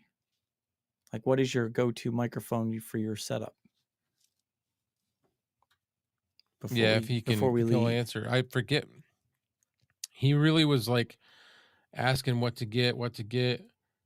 He does gaming, and he really liked the pod mics, and he kept asking me about the pod mic USB, and he had told me prior to that he had a Vocaster 2. And I said, well, if you've got a Vocaster 2, you don't need to buy the pod mic USB because you're not going to use the USB. You don't need to. You've got a Vocaster. Or if you want to stop using it, then yeah. But don't spend the extra money. In my opinion, don't spend $250 or whatever it was just to have a USB plug if you've already got an audio interface. Yeah, if you got the audio interface, Rode PodMic at $99 and the Rode PodMic USB at $199, the audio difference is so minimal that unless you're an audio techie, gear, gas syndrome nerd like we are, you're not going to hear the difference between Not them two gonna notice mics. it. It's so minuscule. It's an XLR only. So if you got the audio interface, save yourself the money, get the regular PodMic at $99 and just put a little bit of low end in it. Just a smidge. You're golden. All right. Yeah, we're done. That's it. Good night, everybody. But yeah, Thanks. I'd like to know what King Paco's mic Oh, is. AM8. AM8. Dude, you're golden. Yeah. I I wouldn't know. upgrade. No, he's already got that's a good mic. Dude, to me, the AM8 is one of the best sounding microphones out of the box with no processing on it. If you're never going to process it, it's one of the best sounding microphones with nothing on it. Just straight out of the box, golden. Yeah, it's a good I mic. wouldn't upgrade. Unless you just happen Unless to you want have to. an addiction Yeah. like us. Yeah. If it's just like you're like us, you just want to buy a new microphone every now and then yeah, there's stuff to upgrade to. But to me, if you got the AM8, then I would start worrying about your lighting worried about your audio interface, your Discord, worried about Yeah. putting that whole package together, I'd put your money somewhere else. That AM8 is going to get you wonderful audio that you can focus your money somewhere else and then get a nicer mic. It sounded so good. I don't want to say I regret it because I gave it to Boneyard. Okay. Yeah. I don't regret giving it to him, but I'm contemplating buying another one just so I can have it because I liked it. Yeah. I want to get It the white sounded one. good. I got the I black watched one, but I want to get the white a one. couple of my older videos that had that mic in it, and I was like, I miss that thing, man. It sounded good. I had the AM8 and I did the review with this one, right? And I was doing the USB comparisons and I'm like, my USB stopped working on my AM8. I haven't understand why I'm plugging it in and it's not working. It's because when I put the vinyl wrap on it, I never put the knobs back on. So my volume was all the way down. So just for the record, the AM8 did not die in USB. It still works. I covered up the spot where the knobs go. You can kind of see it in the light. Oh yeah, you can push on them right now. Yeah, so the knobs are missing. So I wasn't able to turn the volume up. That's it. That's all it was. It still works. I just don't use it in USB, so I covered it up so I could just use it like this in XLR mode. Yeah, great microphone. Don't worry about upgrading, man. Honestly, I don't know how if you're buying another microphone, you're not really getting a great bump in audio quality. You're just getting a different looking mic. Yeah. Being honest. If that's what you want, then go ahead, but you don't need to. Yeah. Or if you drop it a lot, you might want to get a different microphone because it's plastic. Because that's really not meant for that. That's where the Rode Pod mic will help you. You can have Mike step on it and they still work good. Yes. K669D took the full weight of my body on it. Yeah. No problem whatsoever. No problem. All right. I'm literally losing my voice. All right, let's go. We're talking. So that's it. Yeah, so we're done. We'll see you next time. Whenever that is, we'll see you next time. All right. Yeah. Sound good? What Clay said. Yeah. So tired. I don't even know what to say to end it. All right. Love you guys. I'll see you in the next live stream, next video. Good night. All right. Good night, guys.